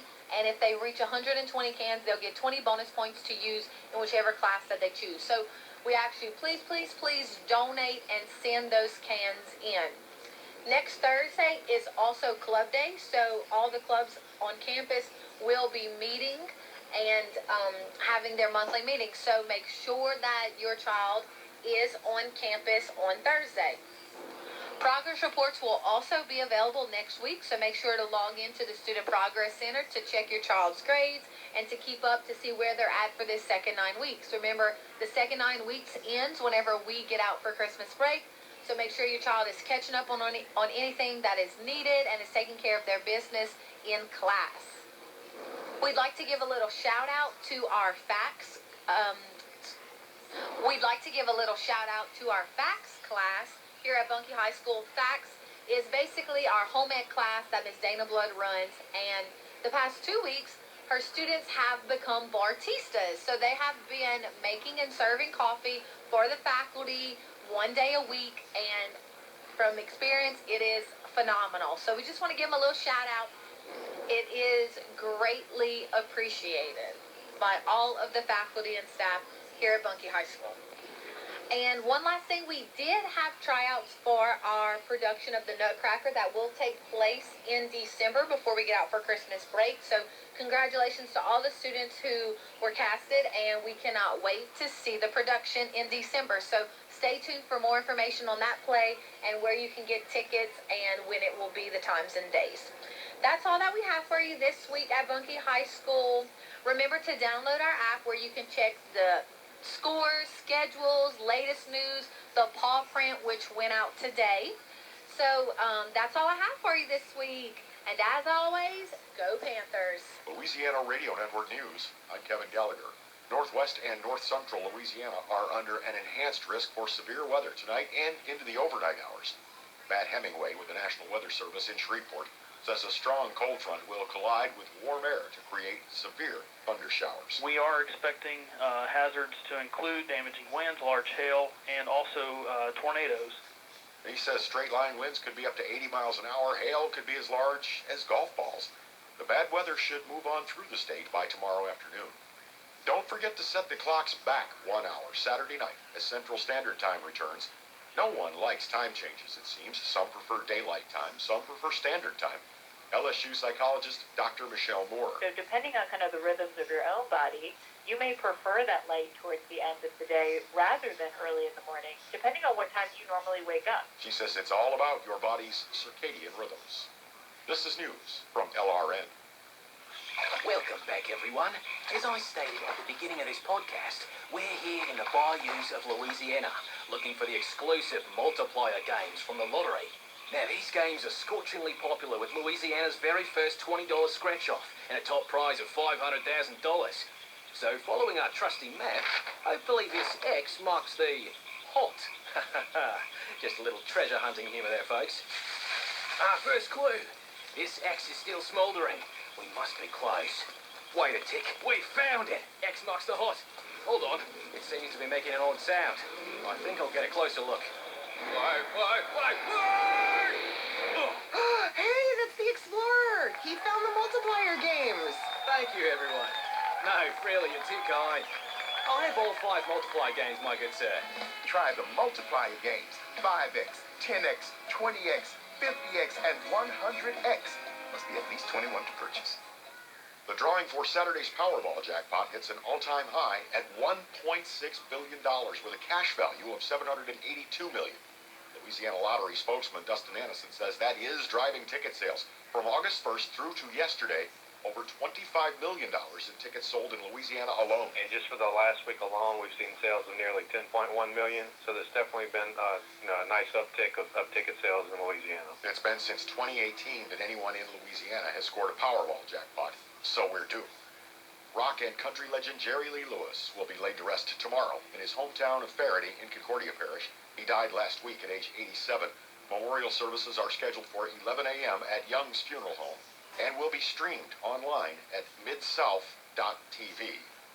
Heavy rains expected tomorrow across South Louisiana should be clearing Baton Rouge in time for kickoff of the LSU-Alabama game. That kickoff is at 6 p.m. in Tiger Stadium. LouisianaRadioNetwork.com. When it's time to get grilling, it's time to get on over to Scott's Ace Hardware in Bunkie. We are your grilling headquarters in Cenla. Come into Scott's Ace Hardware and check out our Traeger grills, plus all the accessories for Traeger. We've got the Weber grills, with the option of using either charcoal or gas. If you've been looking for the Commando Joe grills, you'll find them at Scott's Ace Hardware. We've also got the Pit Barrel Smokers. And let's not forget about those Bayou Classic Fryers. Whether you're shopping for a grill for yourself or thinking about giving a grill as a gift, you'll find them all at Scott's Ace Hardware in Bunkie. And remember, we've got all your grilling accessories. So let's get grilling with the help of Scott's Ace Hardware in Bunkie. Ace is the place with the helpful hardware, folks. This is Ben James from Roy, Scott, and James. I was born in Alexandria, grew up there, but have called Avoyles Parish home for over 10 years. I'm a licensed attorney in both Texas and Louisiana. If you have been injured or believe you need help, please stop by our office in Marksville or give our office a call at 318-240-7800. I feel like an adopted son of Avoyles Parish, and I'm proud to call Avoyles home. Louisiana Radio Network Sports, I'm Jeff Palermo. Tomorrow night, over 100,000 people will file into Tiger Stadium in Baton Rouge to watch 10th-ranked LSU battle 6th-ranked Alabama. Tigers receiver Keyshawn Booty is looking forward to making plays downfield. I feel like when we take shots, we got to land them. We got to execute. As you see, a lot of the teams that beat them took shots downfield and executed. So that's the main focus this week. LSU receiver Jack Besh and running back John Emery are expected to play after missing the last game due to injuries. Offensive guard Garrett Dellinger is likely a game-time decision.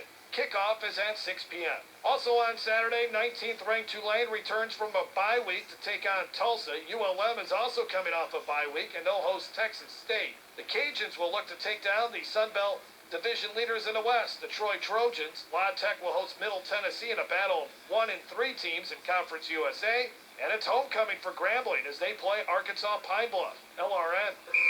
For nearly half a century, Tiger Rag magazine has covered all things LSU sports. The 2003 National Championship with Coach Nick Saban. Tiger Rag magazine was there. The 2007 National Championship with Coach Les Miles. Tiger Rag magazine was there. And the undefeated season of the 2019 National Championship with Coach Ed Orgeron. Tiger Rag was there with coverage from the practice field to the hoisting of the trophy. But in all these years of LSU sports moments, there has never been a more exciting time to be a Tiger fan than now.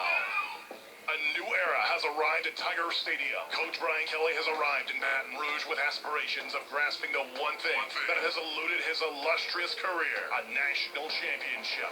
It takes hard work. It takes a commitment. Tiger Rag magazine will be there every step of the way as Coach Kelly attempts to solidify his status in Louisiana immortality. Follow each moment with Tiger Rag magazine on newsstands now, online at tigerrag.com.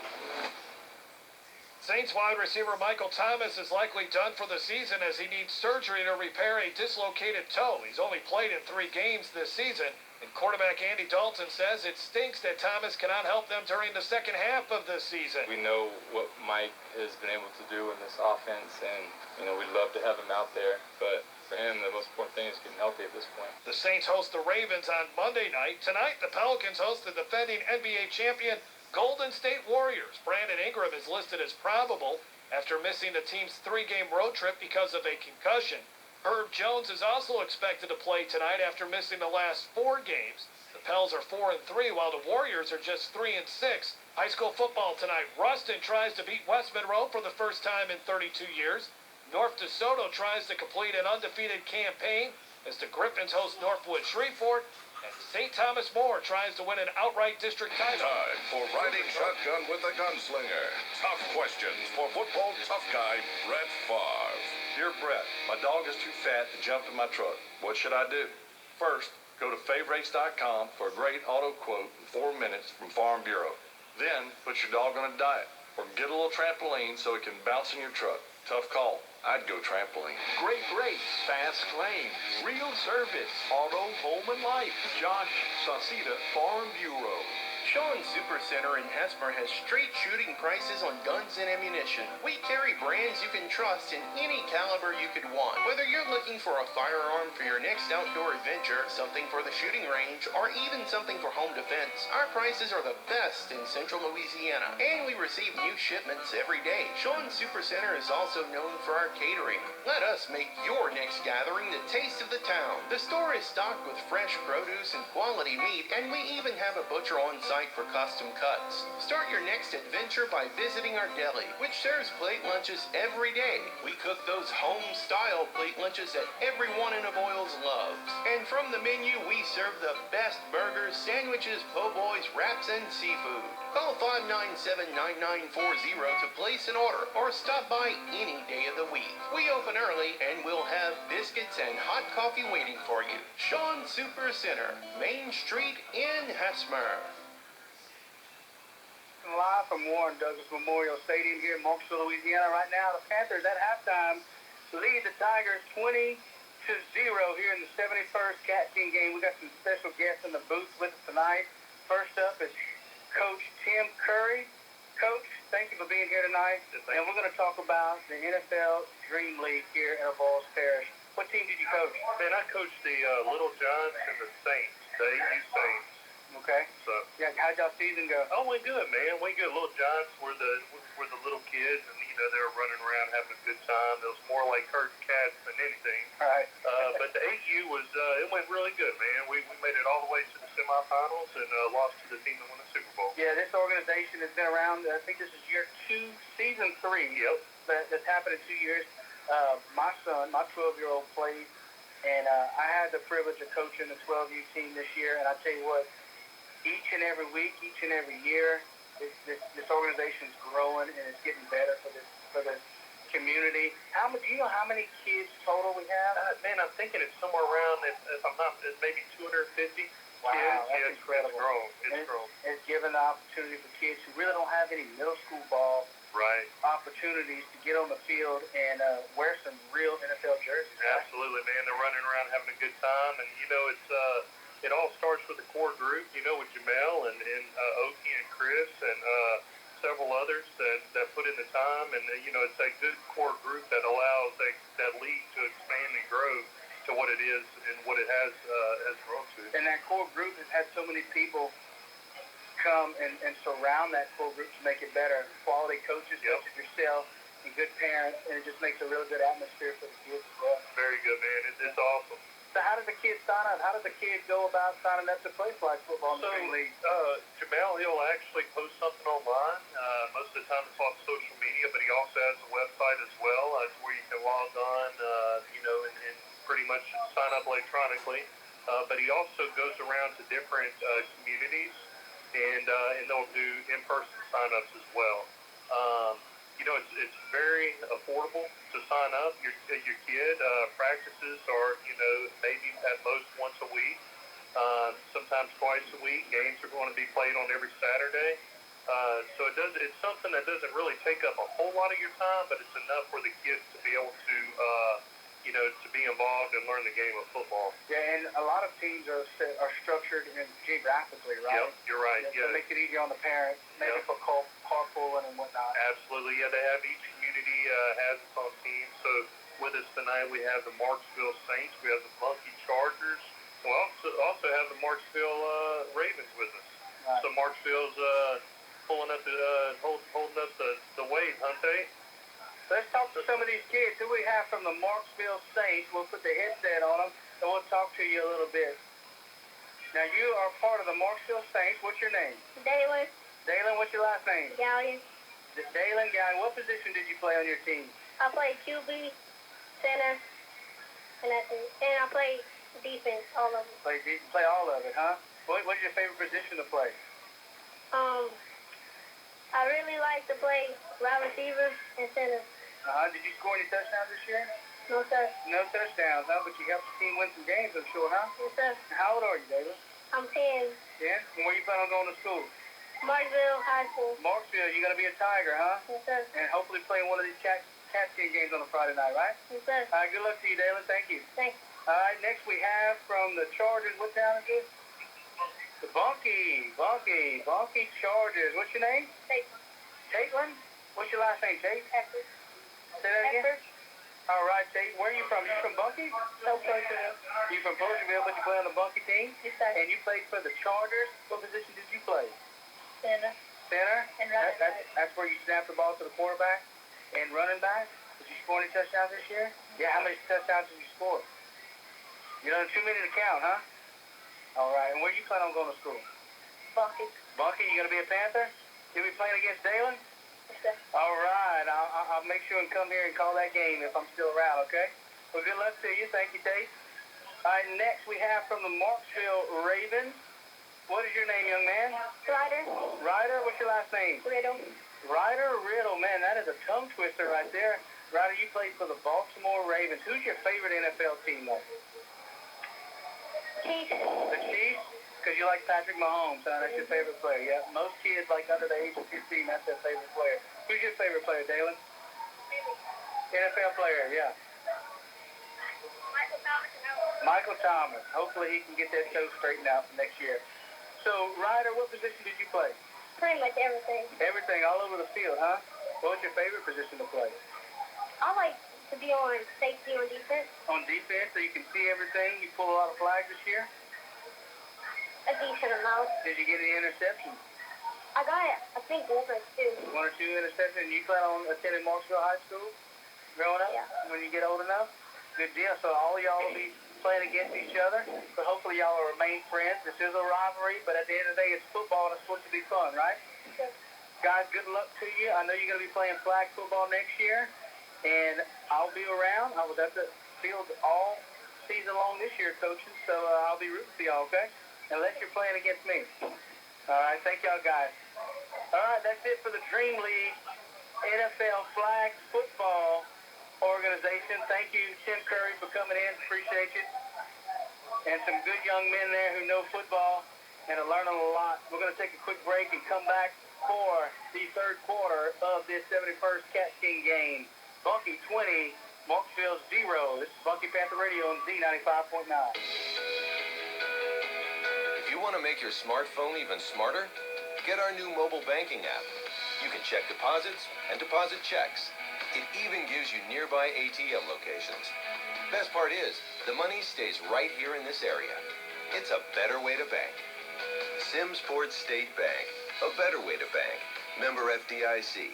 Online at simsportstatebank.net. The Country Store on Highway 114 in Hatsmar opens at 4:30 every day. We serve daily plate lunches, or you can check out our delicious Hunt Brothers pizza. The Country Store has cold beer and liquor. The store is stocked with fishing supplies. All you need to do is get the grease ready, and we can help with that too. Come see us for propane, and we have the best burners and pots. We offer phone cards and money orders, and you can fill your vehicle with quality gasoline. The Country Store in Hesmer, open until 10:30 every day. Louisiana pests can be a formidable opponent, but J&J Exterminating is ready to tackle them on their own turf. J&J Exterminating is Louisiana's largest independently owned pest control company, and we know what works in Louisiana's climate, from ants to termites and everything in between. J&J Exterminating will protect your home or business with 100% satisfaction guaranteed. Get the shield. J&J Exterminating. Yeah. Capital Signs and Awnings is a nationwide sign manufacturer and service provider based right here at home in Bunkie. There's no job too large or too small. So give us a call for all of your signage needs. Call 318-346-9898. Here's that number again. 318-346-9898. Capital Signs and Awnings of Bunkie.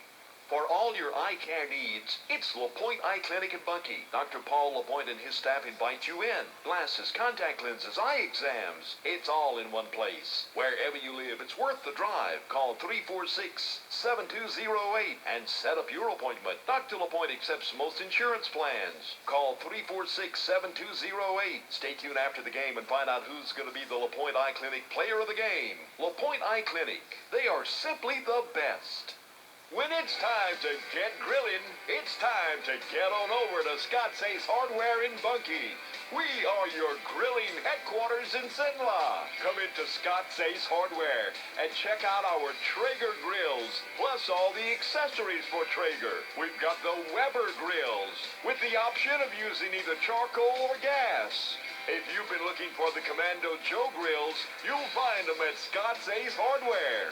We've also got the Pit Barrel Smokers. And let's not forget about those Bayou Classic Fryers. Whether you're shopping for a grill for yourself or thinking about giving a grill as a gift, you'll find them all at Scott's Ace Hardware in Bunkie. And remember, we've got all your grilling accessories. So let's get grilling with the help of Scott's Ace Hardware in Bunkie. Ace is the place with the helpful hardware, folks. Third quarter brought to you by Scott's Ace Hardware of the 71st Cat King game. Bunkie on top 20-0.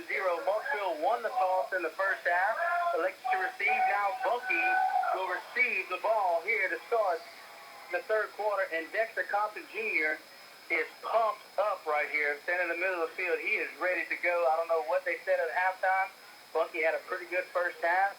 Defense and offense looked like they were Clicking pretty good. Onside kick here to the near side goes out of bounds. And a flag is thrown. That's because the ball went out of bounds. Bucky's going to have great field position here to start the third quarter. Donnie, real quick, first half thoughts from you. I thought the offense looked really good, and I thought the defense did as well. I mean, you really can't ask for much more.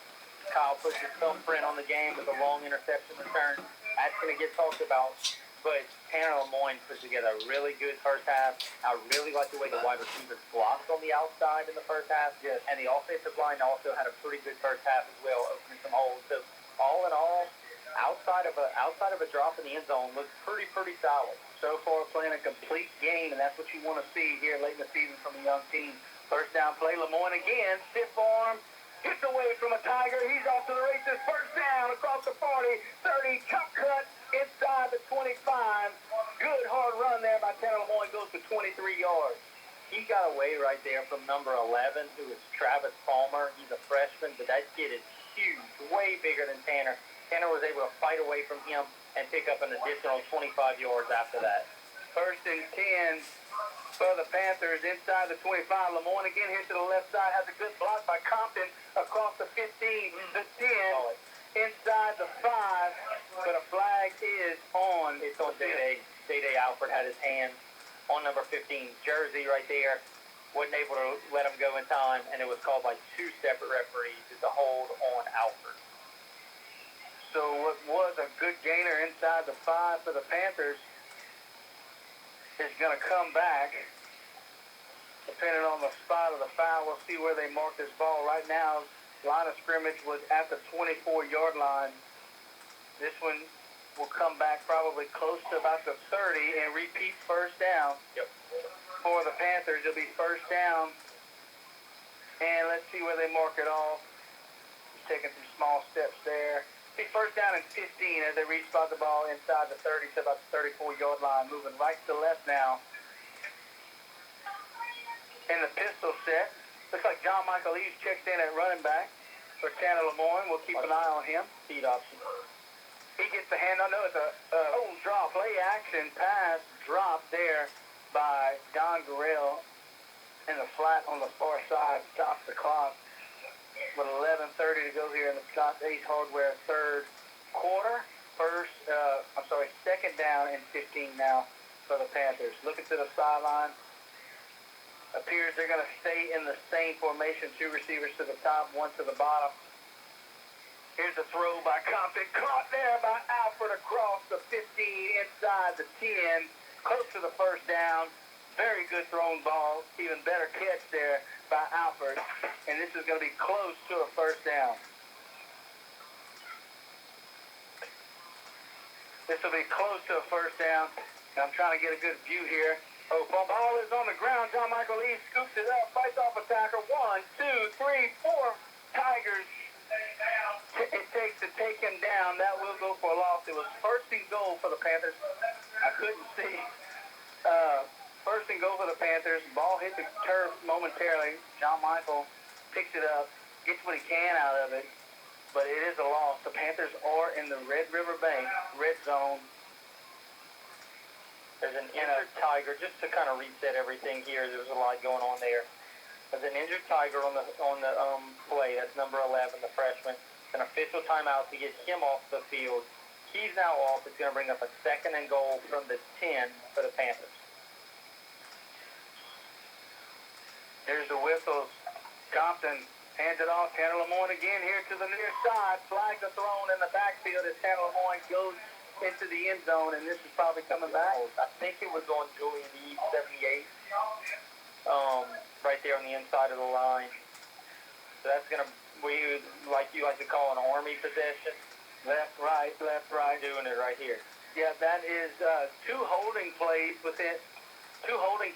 within 3 plays, Donnie. And that'll back big runs by the Panthers as well on this play. Yeah, one of them which would have scored right there, Tanner Lemoyne.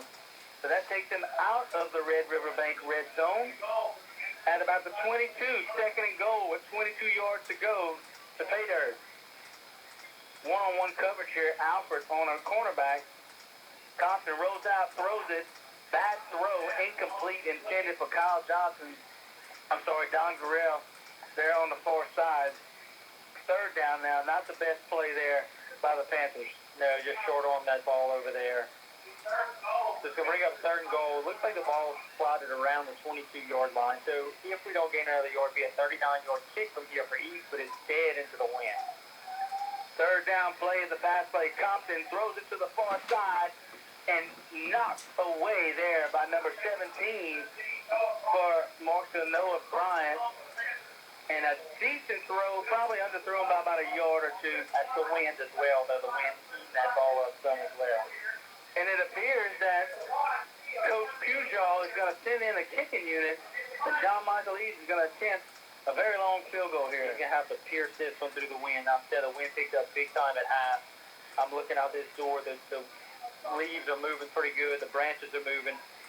The ball is spotted on the 21, it looks like officially. So it'll be a 38-yard field goal from here, from East, dead into the wind. His longest on the season is 43. Here's a snap, the kick. It is up, and it's going to be way wide right. Hey, that ball hit, it's like it literally hit a wall. That wind just started eating it up, and it just kind of flared it straight up into the air. I'm looking at the Bunkie flag here. Got it like painted. It is just straight as can be, blowing dead left to right, right into that kick. So he did have enough legs, probably by about a yard or two, but the wind just took it wide right. So that field goal attempt, not good. Tigers take over on their own 20. And that's probably, I mean, just as good as a punt or a touchback or anything like that. You just don't like the holding penalty. That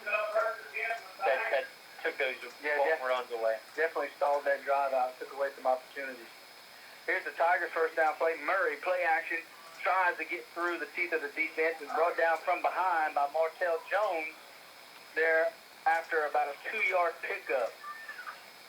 Now, it looks like the Tigers' offense is pretty cut and dry. Try to get the ball to Murray. Try to get Murray in space is it.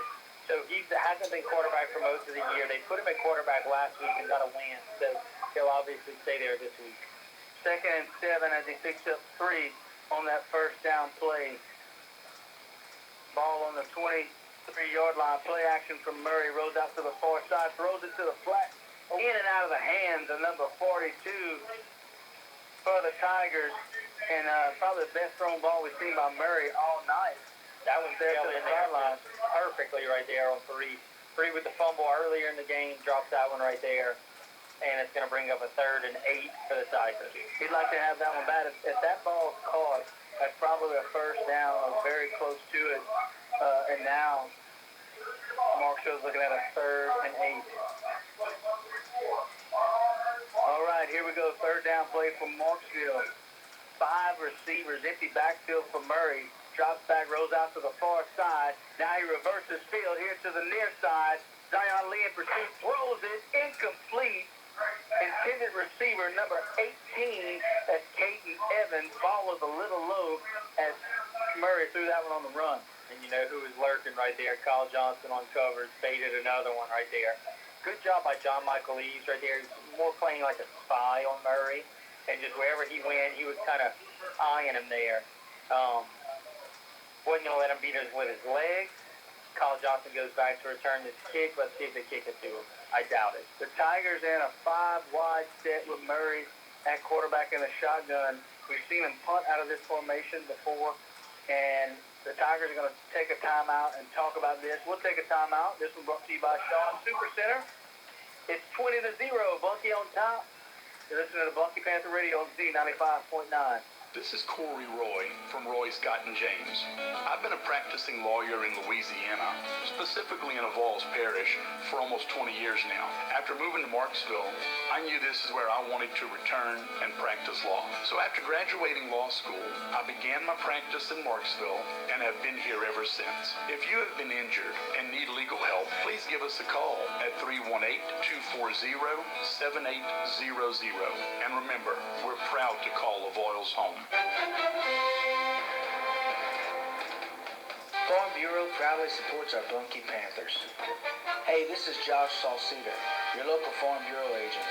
If you're looking for great rates, fast claims, and real service, give me a call at 318-201-7600. 0577. Join our family so we can take care of yours. Great rates, fast claims, real service, auto, home, and life. Josh Sauseda, Farm Bureau.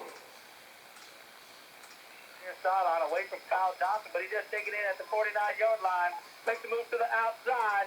Try to get the corner. Makes another move. Shakes off some tacklers and gets tackled right inside the 45. He had one guy to beat to the outside and couldn't do it.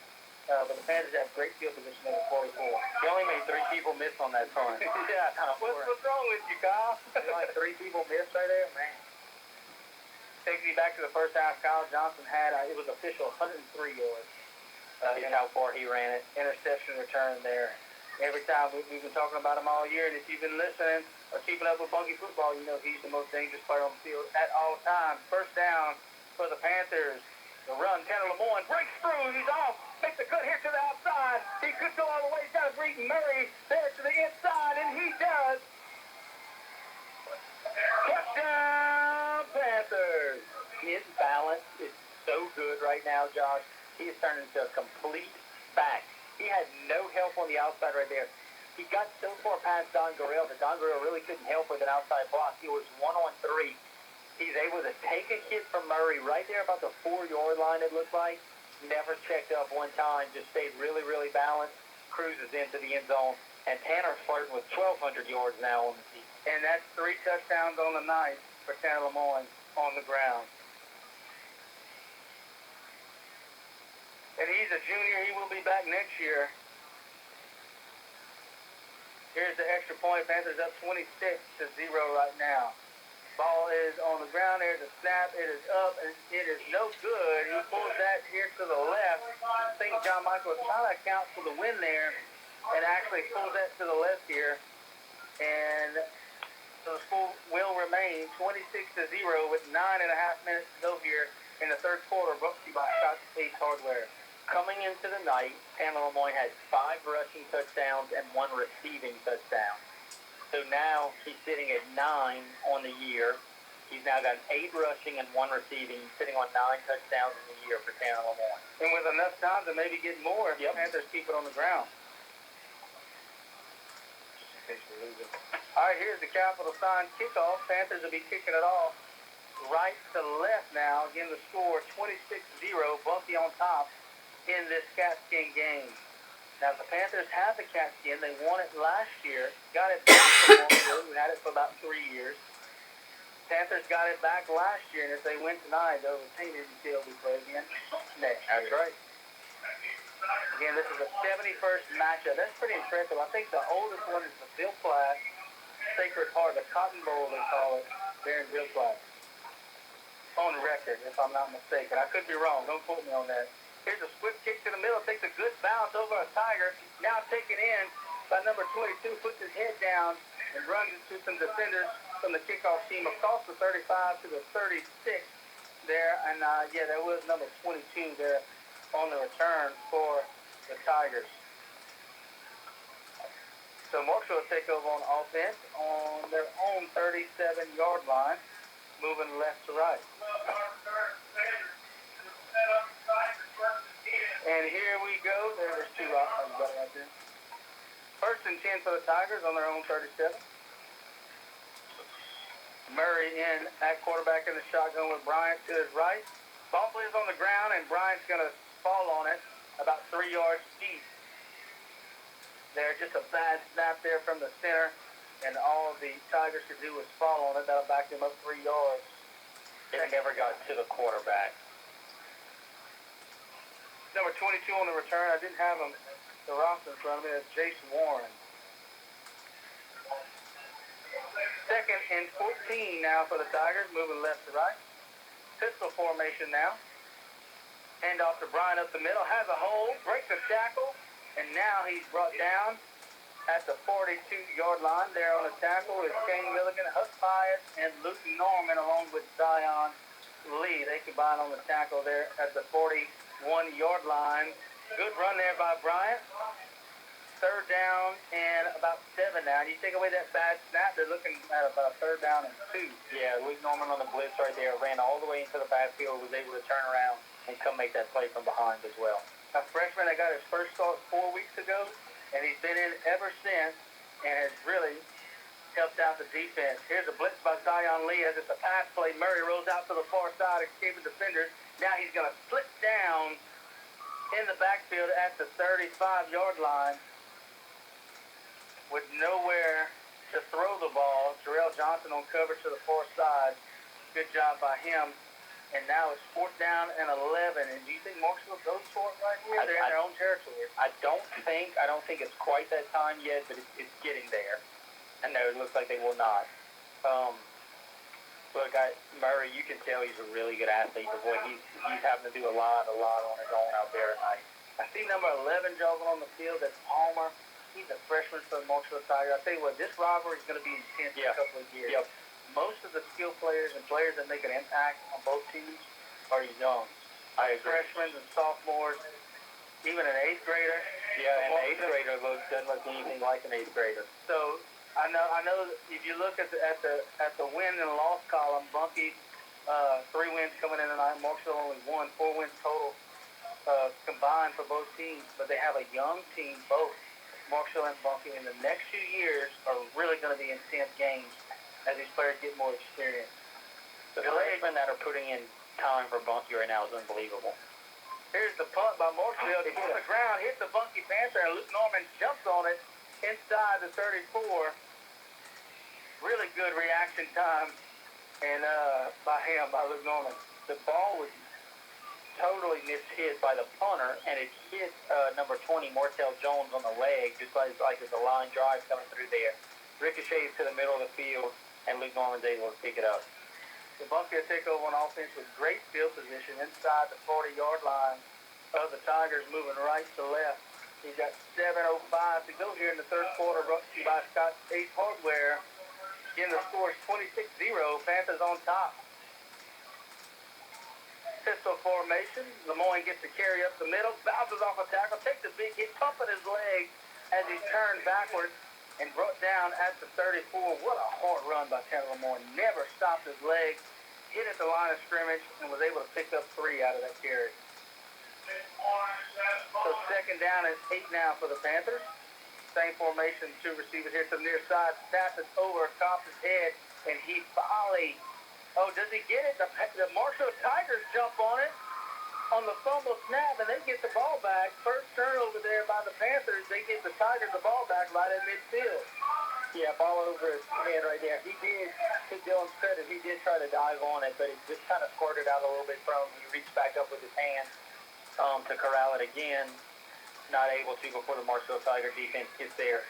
And they scoop it up, and they'll take over on down. So here's some life for the Marksville Tiger team. That they take over on that fumble with 6:40 to go here in the third quarter. 1st and 10 for the Tiger offense at the 47-yard line, moving left to right. They come out with 3 receivers, 2 to the far side. Here's Bryant with the carry up the middle. He's hit immediately as he gets to the line of scrimmage. Good pursuit by the Bunkie defense. Martell Jones there on the tackle with Bronson Davis.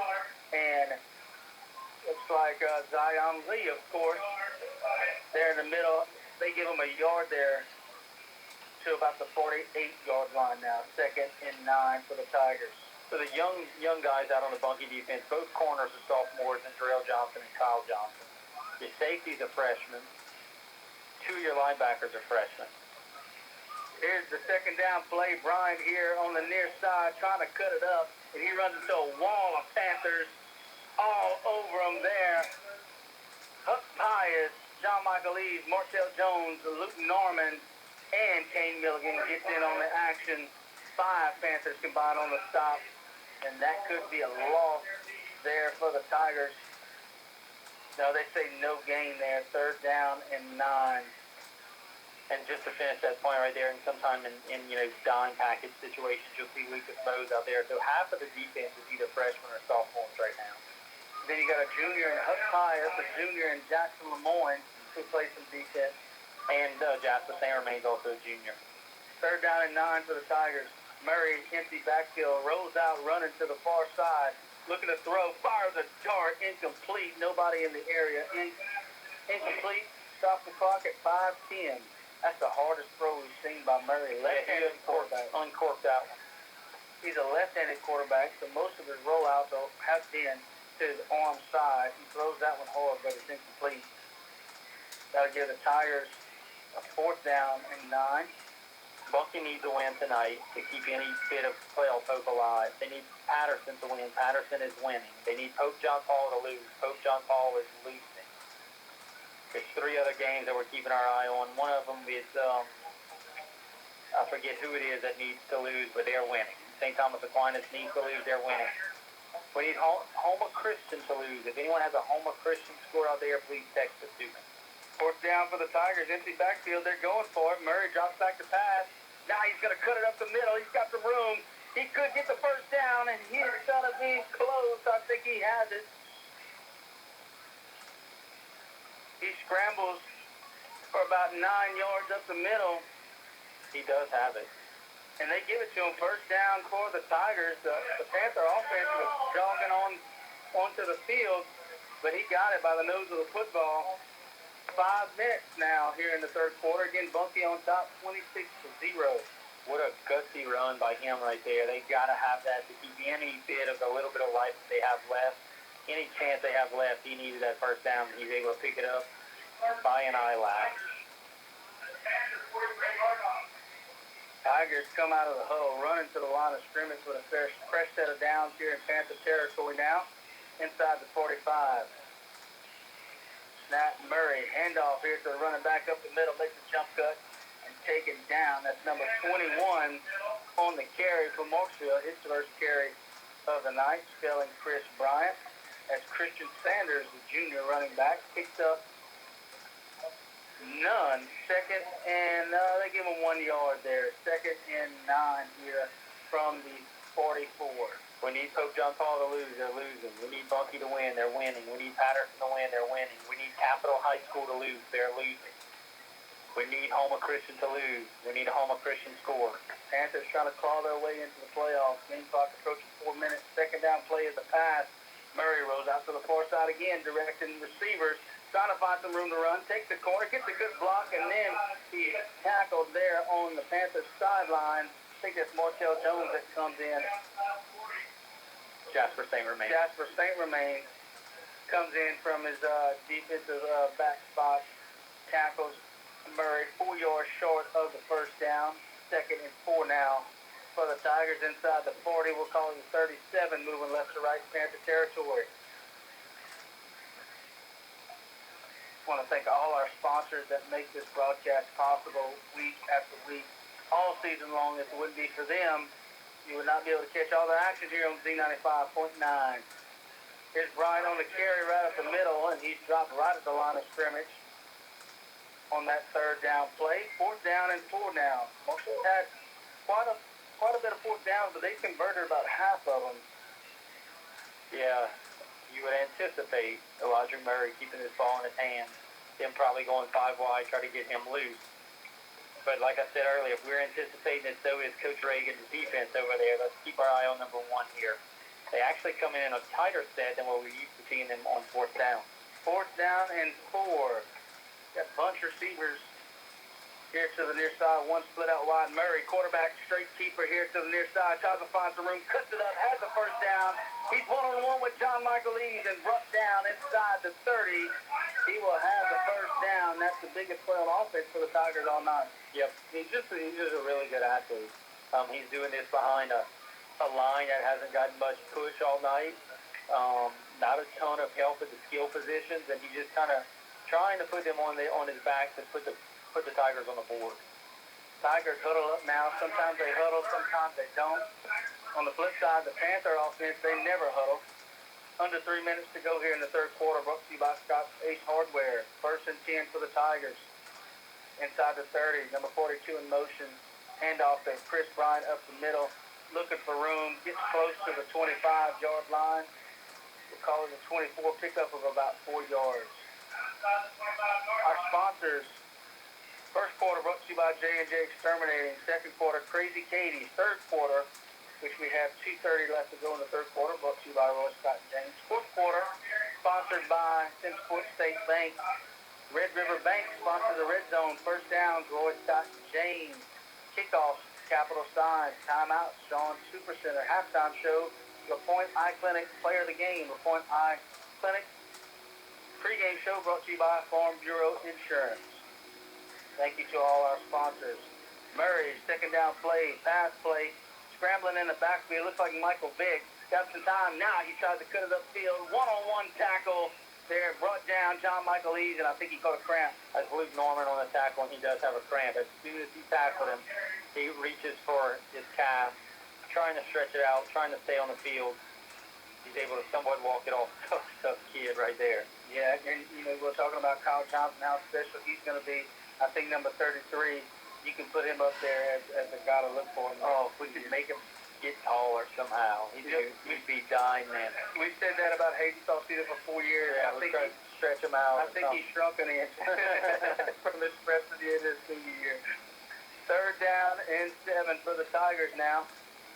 Pistol formation. Ball on the ground. Murray jumps on it. So the Tigers will keep the football after that ball. Is just a faulty handoff. I don't think Brian thought he was getting that ball, and Murray was trying to get it to him. Ball hits the turf. Tigers do jump on it, but it's 4th down and 10 now. They lose 3 on that botched handoff. Under a minute to go here in the third quarter. So on every 4th down so far, they bring Elijah Murray over to talk to him about how the play's going to really look, like a really detailed conversation. That time they bring him and Lavallee both over. Keep your eye on number 2 here. Empty backfield, and Marksville is going to take a timeout. We'll step away. It is 26-0. Bunkie on top here. With 36 seconds to go in the third quarter. You're listening to Bunkie Panther Radio on Z95.9.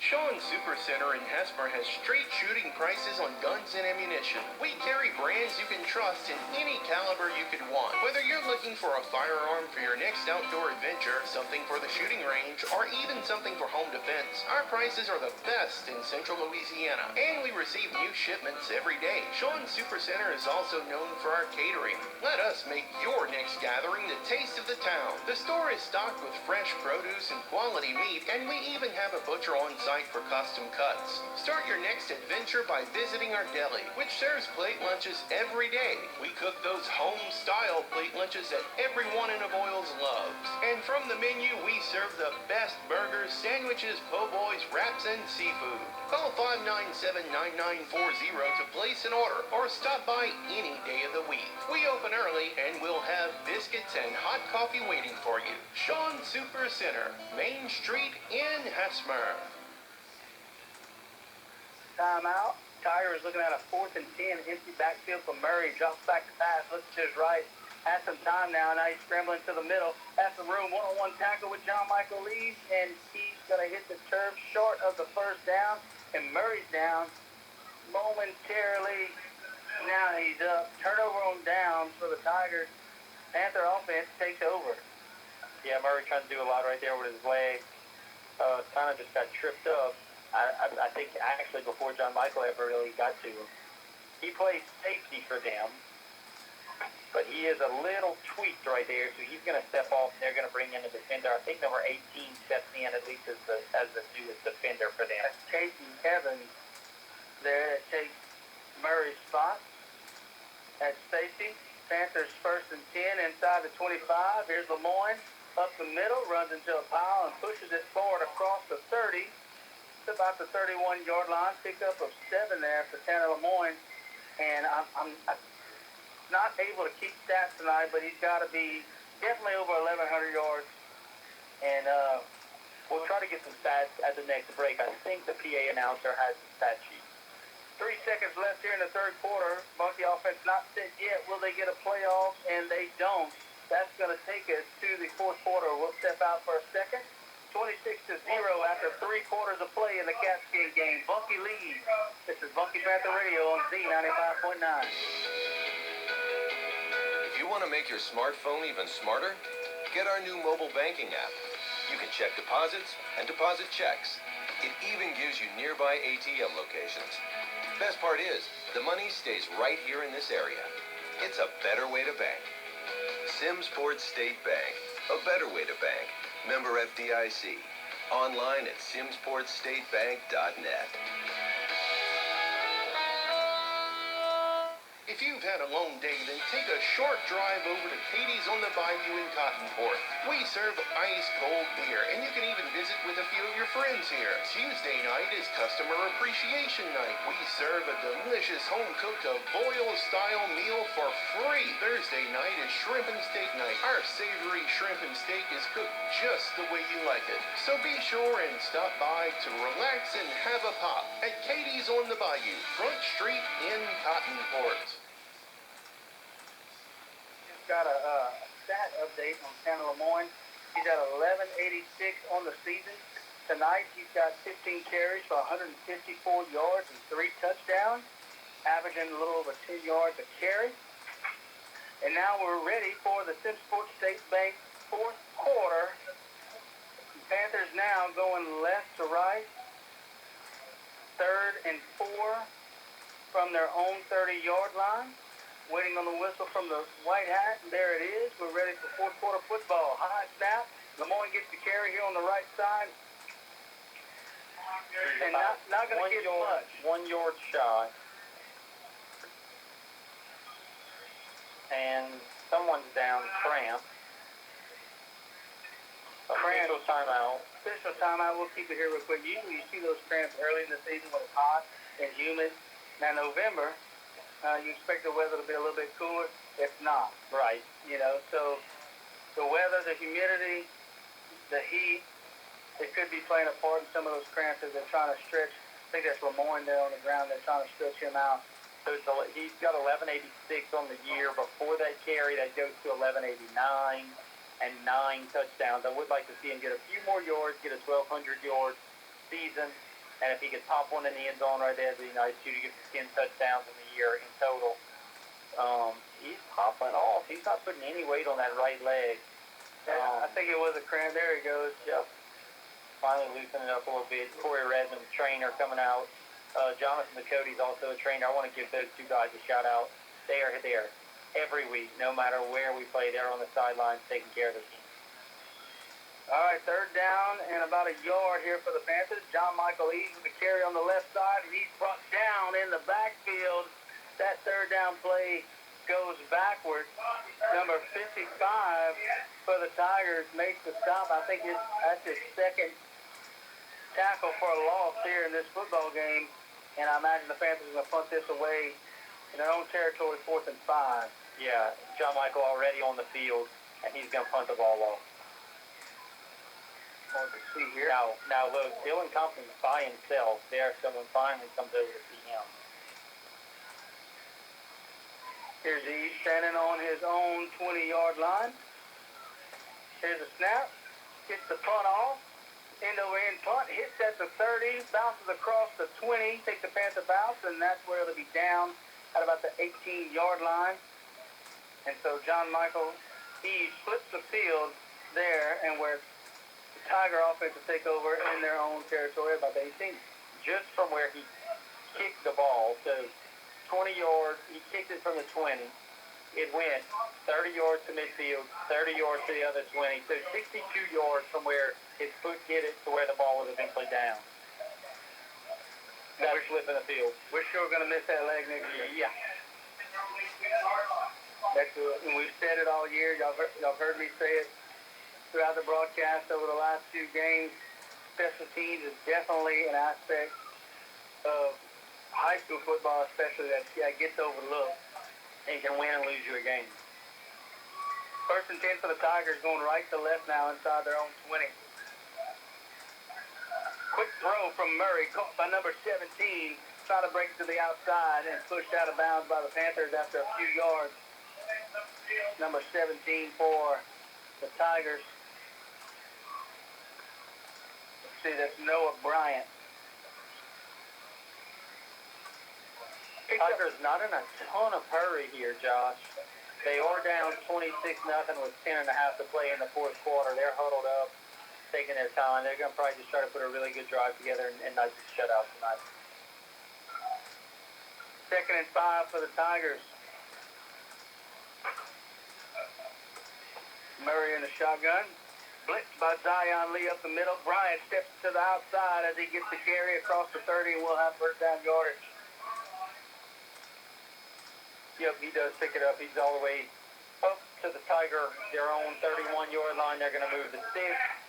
Roughly 10 minutes to go here in the game. Panthers up 26-0.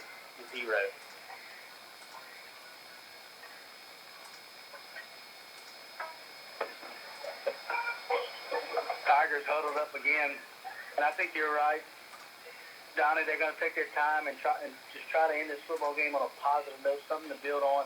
They don't have a shot at the playoffs. Had a rough season, 1-9. They'll probably finish. Here's a pass by Murray, going deep, double move, overthrows his intended receiver at the 40-yard line, incomplete. There on coverage, Kane Milligan and Kyle Johnson. Receiver was open momentarily. That ball got away from him because that's straight into the wind right there, and it still was overthrown by a good 5 yards. I see Ben Mose, sophomore linebacker, checked in for Luke Norman. Stops the clock with 9:36 here in the fourth quarter, brought to you by Sim Sports State Bank. And I'm going to take a bite of this shrimp, Donnie. Handoff is right up the middle, cut down there by Huck Bias and John Michael Eads, and a flag thrown. That's a late flag right there. We'll see what they come up with. 9:28 on the game clock. Again, the Panthers lead 26-0. And I don't know who this could be on. It looks like they're going to back the Tigers up by the way the referees are standing. They're going to wave it off. Wave off the flag. I don't know what that could have been. I don't either. He just kind of threw it on the ground in front of his feet. Not really directed by anyone. Directed towards anyone. Not that I'm keeping count, but that's the second flag that was waved off tonight. That means you're keeping count. I have to say, officials are doing a pretty good job. They are keeping a good flow to this game. This game's moving by nicely. We've been here for 2 hours. This is a far cry from week 1, Catholic Point to Peace. I got a whole year older during that game. Third down plays, a pass play. Murray drops back, throws a dart, caught by number 42 across the field, and a flag comes out. This could be roughing the passer against the Panthers. If that pass was complete to number 42 across the middle, but it looks like that penalty could give the Tigers a free first down. It was caught by Caden Paris, but Murray was hit late. Ineligible man downfield for the Panthers. For the Tigers. For the Tigers, personal foul for the Panthers, roughing the passer. Those penalties will offset, and they'll replay third down. Correct.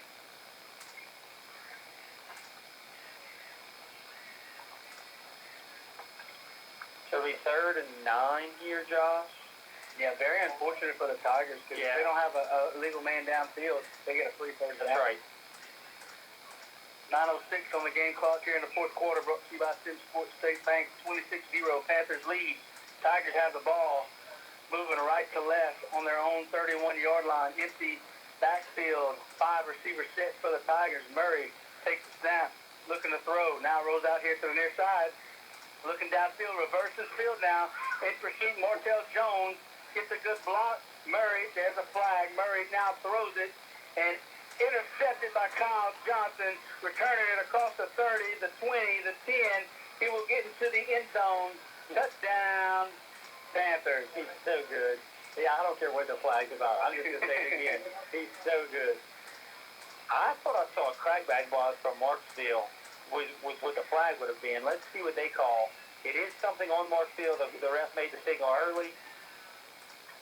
Penalty is declined. Touchdown. Stands. Kyle Johnson. 2 pick sixes tonight. 2 pick sixes. That one from 40 yards out. And I was calling that so calmly because I've seen it so many times this year. I'm going to go back to something I said last week. If Bunkie somehow beats Gina, he's a district MVP. Absolutely. He's a district MVP. He's the best player in this district. There's no one better than him, I'll say that. I think his name still gets thrown in the hat at the coaches' meeting. Man, he's just so dynamic and he's so young. Kid special. Panthers score with that interception interception touchdown return by Kyle Johnson, 32-0. Here's the extra point.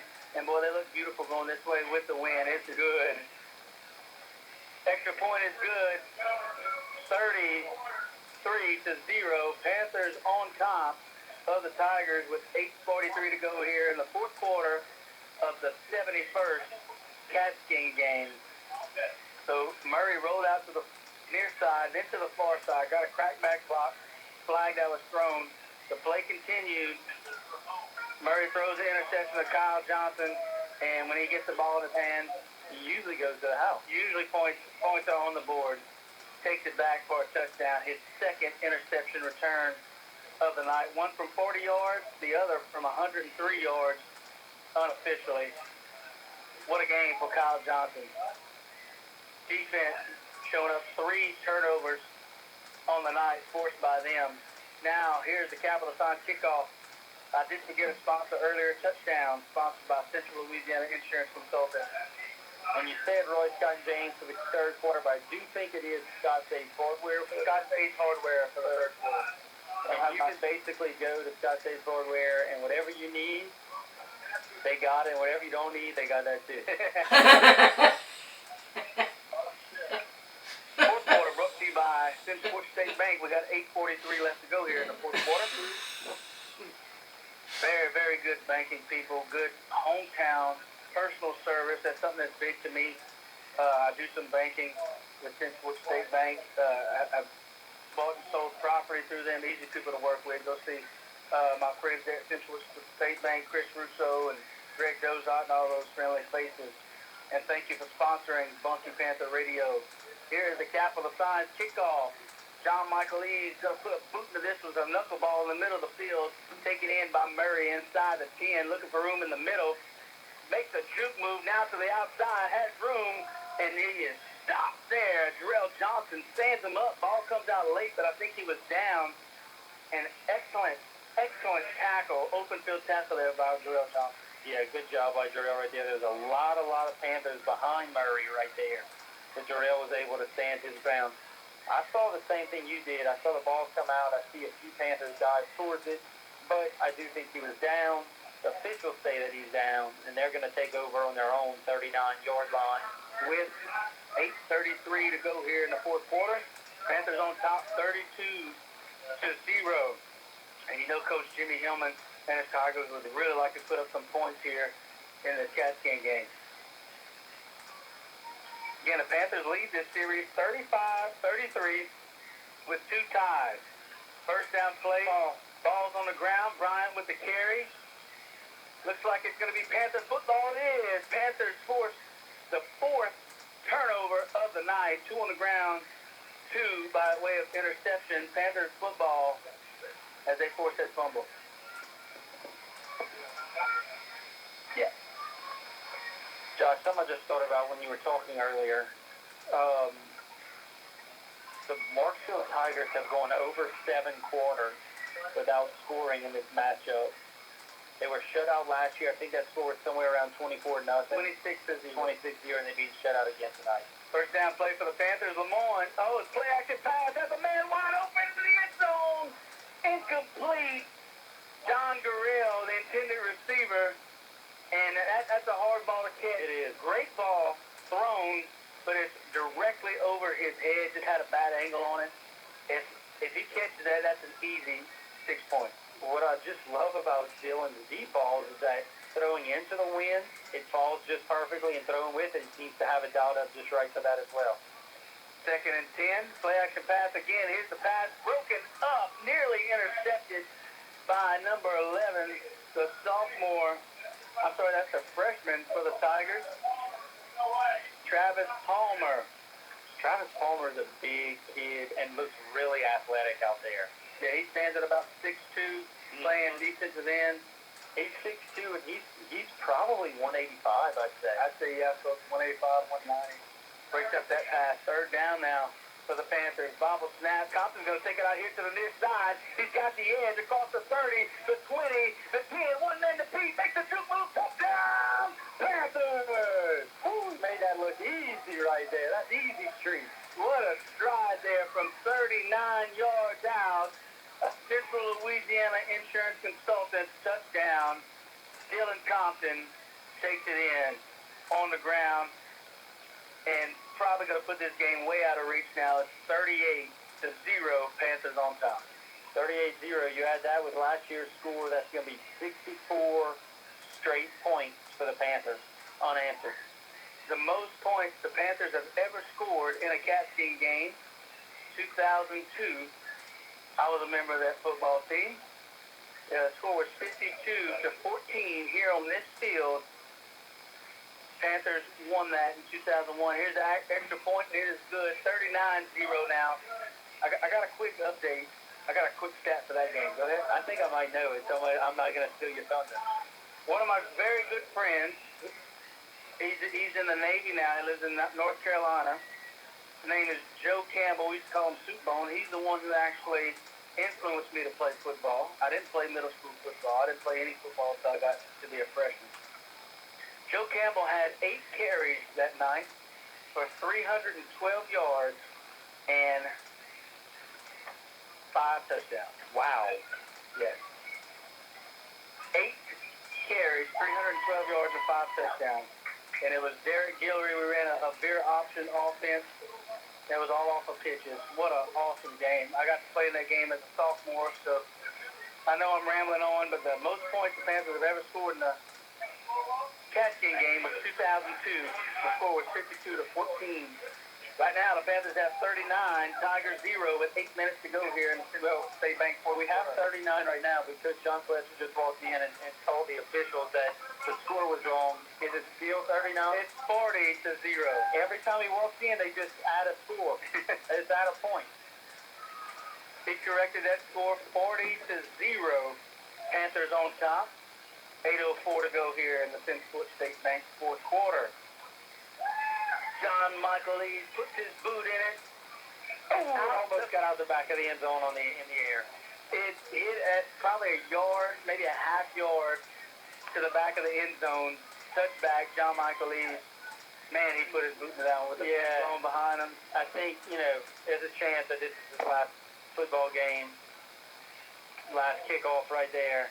He let that football have all of it right there. He flew a long way before touching down. What a great night he had last week, too, on senior night.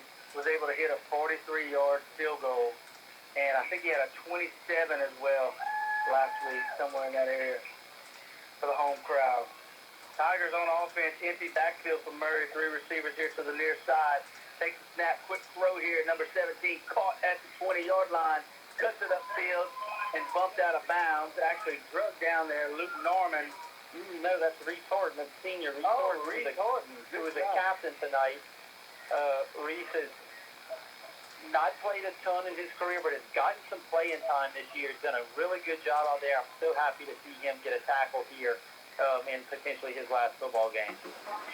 That catch and run is good enough for first down yardage. So first down and 10 for the Tigers inside the 35. Moving right to left, under 8 minutes to go here in this football game. Murray takes the snap out of the shotgun. Quarterback keep here to the near side. Cuts it upfield, has some room, breaks some tackles. He's breaking free. He's across the 35 and drugged down by number 30, the freshman, Lucas Mose. Lucas Mose tracks him down right there. Murray a little slow getting up. It could just be exhaustion at this point. He's kind of had to put this whole team on his back. But he does get up. He brings the Tigers all the way down to the Panthers' 28-yard line. And Marksville has something cooking here again. Look, we saw the Tiger offense get inside the Bunkie Panthers' 10-yard line twice in the first half and is unable to score. So they're going to try to put some points on the board here late. Murray stays in the game. They come out with 3 receivers, and the Panthers are going to take a timeout on defense. Coach Reagan wants to keep this a scoreless ball game, so he's going to talk to his defense about it. 40-0, Panthers on top. 7.5 minutes to go here in this football game. You're listening to Bunkie Panther Radio on Z95.9. Louisiana pests can be a formidable opponent, but J&J Exterminating is ready to tackle them on their own turf. J&J Exterminating is Louisiana's largest independently owned pest control company, and we know what works in Louisiana's climate, from ants to termites and everything in between. J&J Exterminating will protect your home or business with 100% satisfaction guaranteed. Get the shield. J&J Exterminating. Yeah. That timeout brought to you by Sean Super Center. It is 40-0. Panthers on top of Marksville here in this Catskill game with 7:24 to go here in the fourth quarter. Tigers having a good drive so far. Down inside the Panthers 30, moving right to left. 3 receivers set. Murray gets the snap out of the shotgun. Handoff to number 21, cuts it up and tackled there on the far hash mark as he gets back to the line of scrimmage, maybe picks up 1 yard there on the tackle. Zion Lee with Desmond Eldridge there on his outside linebacker spot. The Tigers are going to huddle up and talk about this second down play. 2nd and 10 now. Game clock right at 7 and counting. I'm going to try to find us some scores, Josh. So you just keep talking about the game because I need to find the Episcopal of Baton Rouge score, and that's kind of escaping me right now. All right, 2nd down and 10 for the Tigers. Ball on the 28-yard line. Murray, pass play, caught by number 17 here in the flat, breaks the tackle, gets across the 35, and then pushed backwards. Zion Lee, Jasper St. Romain, Kyle Johnson, and Lucas Mose there on the stop. 3rd down and 5 now for the Tigers. Approaching 6 minutes here in this football game.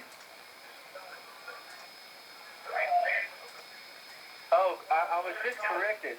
Coach Luke said Superbone had 6 carries for 312 yards. Oh, my. Now, that's just out of control. I remember that game game. wasn't either. I didn't play any offense, but I was there on the sideline. I remember that game so vividly. Every time, I think he ran a true 4-4 40, and whenever he got the ball in space, he was gone. Pass play, number 42, Fareed catches the ball, gains 2 yards, but a flag does come out right as the reception was made. I see number 70 in the game. I think that's Joe Carrero or Tucker Soche. Tucker Soche. Is the offensive pass interference on number 17 for them. I saw it happen. He hit Jasper St. Romain early, so that's going to back them up by 15 yards. The New Jersey's in there for the Panthers. Yes, number 70 is Tucker Soche. He's a senior as well. See number 53, John Keith Lavallee in there. Let's see if we can pick out a few more fresh jerseys. That's about it. That's about it. Coach Reagan wants that shutout. The scoreboard was at 39, then it was at 40, and now it's back at 39. I think the true score is 40-0 right now. It is.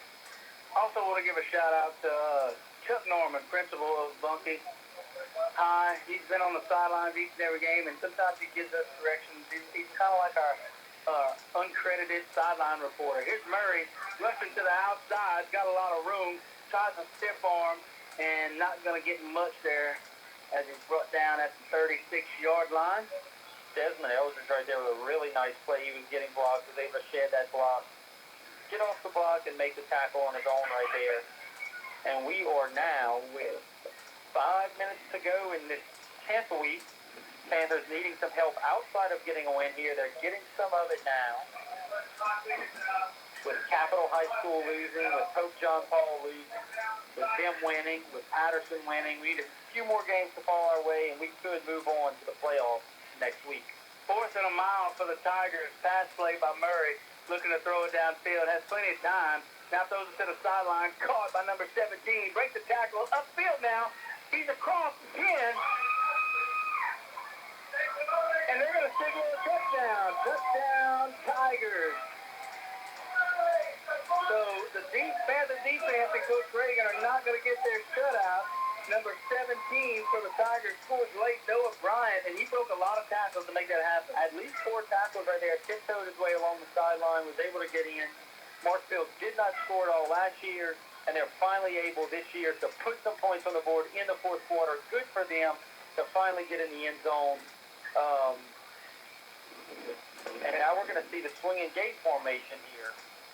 All the linemen on the near hash mark. and now they get set in a traditional extra point formation. I never understood the reasoning behind that. Extra point by Marksville.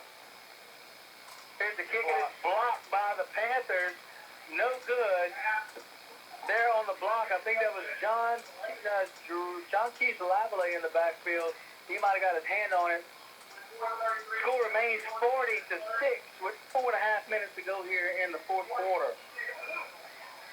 See Tanner Lemoyne walking onto the field. We were talking at break that he needs, we think unofficially, he needs 11 yards to get to 1,200 yards on the season so far. So if Tanner gets 11 more yards on the ground, he'll have a 1,200-yard season. All right. I'm assuming we're going to get an onside kick here. That's what they did earlier. Front line, who's that way over there, Josh? That's Braden Silva, Dominic Palermo, Lucas Mose, Noah Newton, and Hunter Rodriguez. That has kind of been the hands team up front all year. That's followed by another group of great hands right there with John Michael Eden, Sean Durrell, Dexter Thompson, and then Kyle Johnson and Tanner Lemoyne back deep. Well, not a chance they mishit it and kick it to Kyle, huh? No, I don't think so. It looks like they're coming this way towards Mose, Newton, and Eve is the way that they're lined up. Onside kick here to the near side. Whistles are blown. It's offside Mose. And he was going to the house right there. He wasn't looking to lay down. Offside there by the Tigers. They got a little too antsy and got a head start. So that'll back it up 5. And we'll retry this kick. And I wouldn't expect anything different even if they're backing it up. We're assuming that they try the onside kick again. And so, yeah, they'll see themselves on their own 35-yard line. They're going to be angling this way again. Mose caught that pretty cleanly and was looking to run with it. I hope he just lays down this time. Number 16 doing the kicking for Marksville. That's Clayton Bland. He's ready now. Onside kick. Lucas Mose takes it. He turns it upfield. He's going to go all the way. He's going to take it in. 20, the 10-5. Touchdown. Panthers. Lucas Mose scoops it up and just literally cuts straight up the middle of the field to the end zone. Touchdown Panthers. He had it on his mind. He said, I hope if he catches it, he lays down. Don't listen to me. Don't listen to Donnie Newton. I didn't want him to get hit, fumble it, and give Marksville the ball there. You just jump on it, lay down, and you make sure you have possession. Or you can just be like Lucas and just go in the end zone. Panthers take a 40-point lead with that kickoff return by Lucas Mose. 46-6 as John Michael Lee gets ready to tack on another extra point. And we get to see another kickoff by John Michael as well now. Absolutely. Been watching him play for a while, and he's been a joy to watch. The extra point is up, and it's good. 47-6. Panthers on top of the Tigers in this Cat-King game. And Coach Nick's not that type of coach or his staff to rub it in. But he might be trying to beat that 2002 record point. He's getting pretty close. We have 47 right now. 47-6, Panthers on top. And the most points by 52. Kyle Johnson, pick 6 right here would crush that number by 1. Well, we do get to see probably one more John Michael Lee's kickoff right here. Wind at his back. We've kind of sung his praises all year, but I do want to say John Michael's transferred. He went to most of his elementary school and middle school at Charter, and then transferred into Bunkie, and has been on that football field ever since. Plays a really good shortstop as well, but I'm going to truly, truly miss watching him play. And a heck of a pitcher. He was the first team all-district pitcher last year as well. And look, probably not the best stuff on the staff, just so gritty. Just such a competitor. And that goes into every sport that he plays. He played basketball for the Panthers as well his first year or two here at Bunkie also. Here's the Capital Sign kickoff. That kickoff return touchdown brought to you by Central Louisiana Insurance Consultants, offense there in Cottonport. John Michael Eves runs and boots this one high and deep into the end zone and hits his spot there on the R in the Tiger end zone. Touchback. 4.5 minutes to go here in the fourth quarter, brought to you by Simsport State Bank. Tigers scored on their last drive with a 40-yard touchdown pass from Murray to Noah Bryant. And they're going to look to put some more points on the board just to end this game on a good note. Best case scenario, Coach Jimmy Hillman and his staff want to end the game right here on offense. I agree. I see number 43 in for the Panthers. That looks like a clean white jersey. That's for us. That is Ron Patterson. I thought that was him. Playing defensive back here. He is lined up on Paris. First down play. Run play right up the gut. That's number 21. Breaking some tackles. Breaking more tackles. Has a first down there on that carry. That's number 21. Christian Sanders, the junior, with a first down run. Hunter Rodriguez checks in at safety right here, spelling Dexter Compton Jr. Tucker Soche stays in the game. And Reese Horton, the senior, stays in the game as well. And Desmond Eldridge, senior, stays in the game at his linebacker position. 4-minute mark here in the fourth quarter. Again, the Panthers lead 47-6 in this Cats game.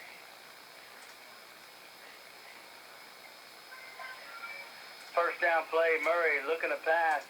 Under pressure now, scrambling as we've seen all night, looking for room up the middle. One guy missed, two guys missed, three guys missed, four guys missed, and finally brought down at the 50. Hunter Rodriguez comes in from his safety spot and tackles Murray after about an 18-yard gain. It's pretty fun to watch whenever he gets loose like that. Yeah, he is. He's very shifty. You want to select the LaPointe Athletic Player game? Yeah, look, I thought Tanner Lemoyne had a great game tonight. I think Tanner Lemoyne had a great season. He had right at 160 yards on the ground tonight. But Josh, best player on the field tonight was number 2, Kyle Johnson. 2 pick sixes. One of them goes for 103 yards. He is this week LaPointe Eye Clinic Player of the Game. Congratulations, Kyle Johnson. Here's the handoff to Sanders. Up the middle, ball comes out. Murray picks it up and is held up. I think they're going to call that down by contact after a half-yard gain there by Sanders. Yeah, congratulations, Kyle Johnson. 2 pick sixes. Really makes it look easy. Also had some deflections in some big spots early in the game that would have swung momentum in the Tigers' way. But Kyle Johnson's going to be a special player here in the near future. He deserves that. LaPointe Eye Clinic Player of the Game.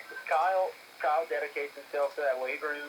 He's going to be just on another level next year than a lot of the competition he plays against. 2.5 minutes to go in this football game. 2nd and 8 for the Tigers. Murray, pump fake here to the near side. Looking for room to run. Still looking downfield. Loses the football. And John Michael Eves tries on it. I think he holds on to it at the 40-yard line. You know what he was trying to do? He was trying to score Panther football, the 5th turnover of the night. He was trying to get a touchdown and break that record right there. He was trying to scoop and score it. You know what? I don't blame him. Usually on defense, you're taught ball on the ground, just jump on it. That ball was on the ground at the 40-yard line, and he was trying to scoop and score it because there was nobody in front of him. He's got some wheels in on offense. Maybe Tanner can get 11 more yards, have a 1,200-yard season on the ground. Tanner Lemoyne is in at running back. 1st and 10 for the Panthers now inside the 40. 2 minutes to go here in this football game. Here's Day-Day Alford in motion. He takes the toss pass here to the near side. Good stiff arm and out of bounds. Right at the 35-yard line. He'll pick up 6. That'll count as a catch for Day-Day right there. Good for him, a senior, and potentially his last game. White hat blowing. We have an official timeout as number 11. Palmer there on the ground. That is for the Tigers is down. He looks more mad than hurt. He gets up shaking off the trainers as he walks to the sideline. And we'll keep it here as the referee is signaling the players that, hey, let's get back to playing and call marks to the sideline. Clock is at 2:08, and it's a running clock now. 2nd and 5 for the Panthers from the 35-yard line. Here's Gurrell in motion again. Toss to him, pass to the far side. Another good stiff arm, cuts it upfield, still on his feet, breaks it to the inside. Dragon Tigers across the 10, inside, across the 15. That's where they'll down it. Man, what a great hard run there by Gurrell. Now, I'm going to say that we're going to give Gurrell that pass. We gave Day-Day that pass before that, and I would say that we kneel the ball here. Yep. Clock is stopped. Getting the seniors involved. Oh, there's a penalty marker down. I see it there on the 20. That might erase that pass there. Crackback block against the Panthers. Blocking the back against the Panthers. 2 penalties there. That'll back them way up. Yeah, this is potentially the last game for the Panthers. There's a lot that goes into these formulas and PowerPoints and rankings, and it's going to come down to decimal points whether the Panthers are in or not. We'll know for sure officially on Sunday if the Panthers are in or not. If they are in, they will travel next week on Friday night. And Josh, I'm telling you right now, if the Panthers get in, they're going to upset the 9 seed. I've looked at who can potentially fall into that area. None of them have the athletes that the Panthers do. The Panthers can definitely pull the upset the 24 seed against the 9 seed. They've just got to get in. I hope you're right, Donnie. It is 1st and 20, and the Panthers are going to take a knee. Dylan Compton takes the knee out of the shotgun, and that's probably going to wrap up this game as we're approaching a minute and a half. Again, the Panthers are going to win this game 47-6 on the 71st Catskin game. And they're going to go on to lead the series 36-33 in 2 times.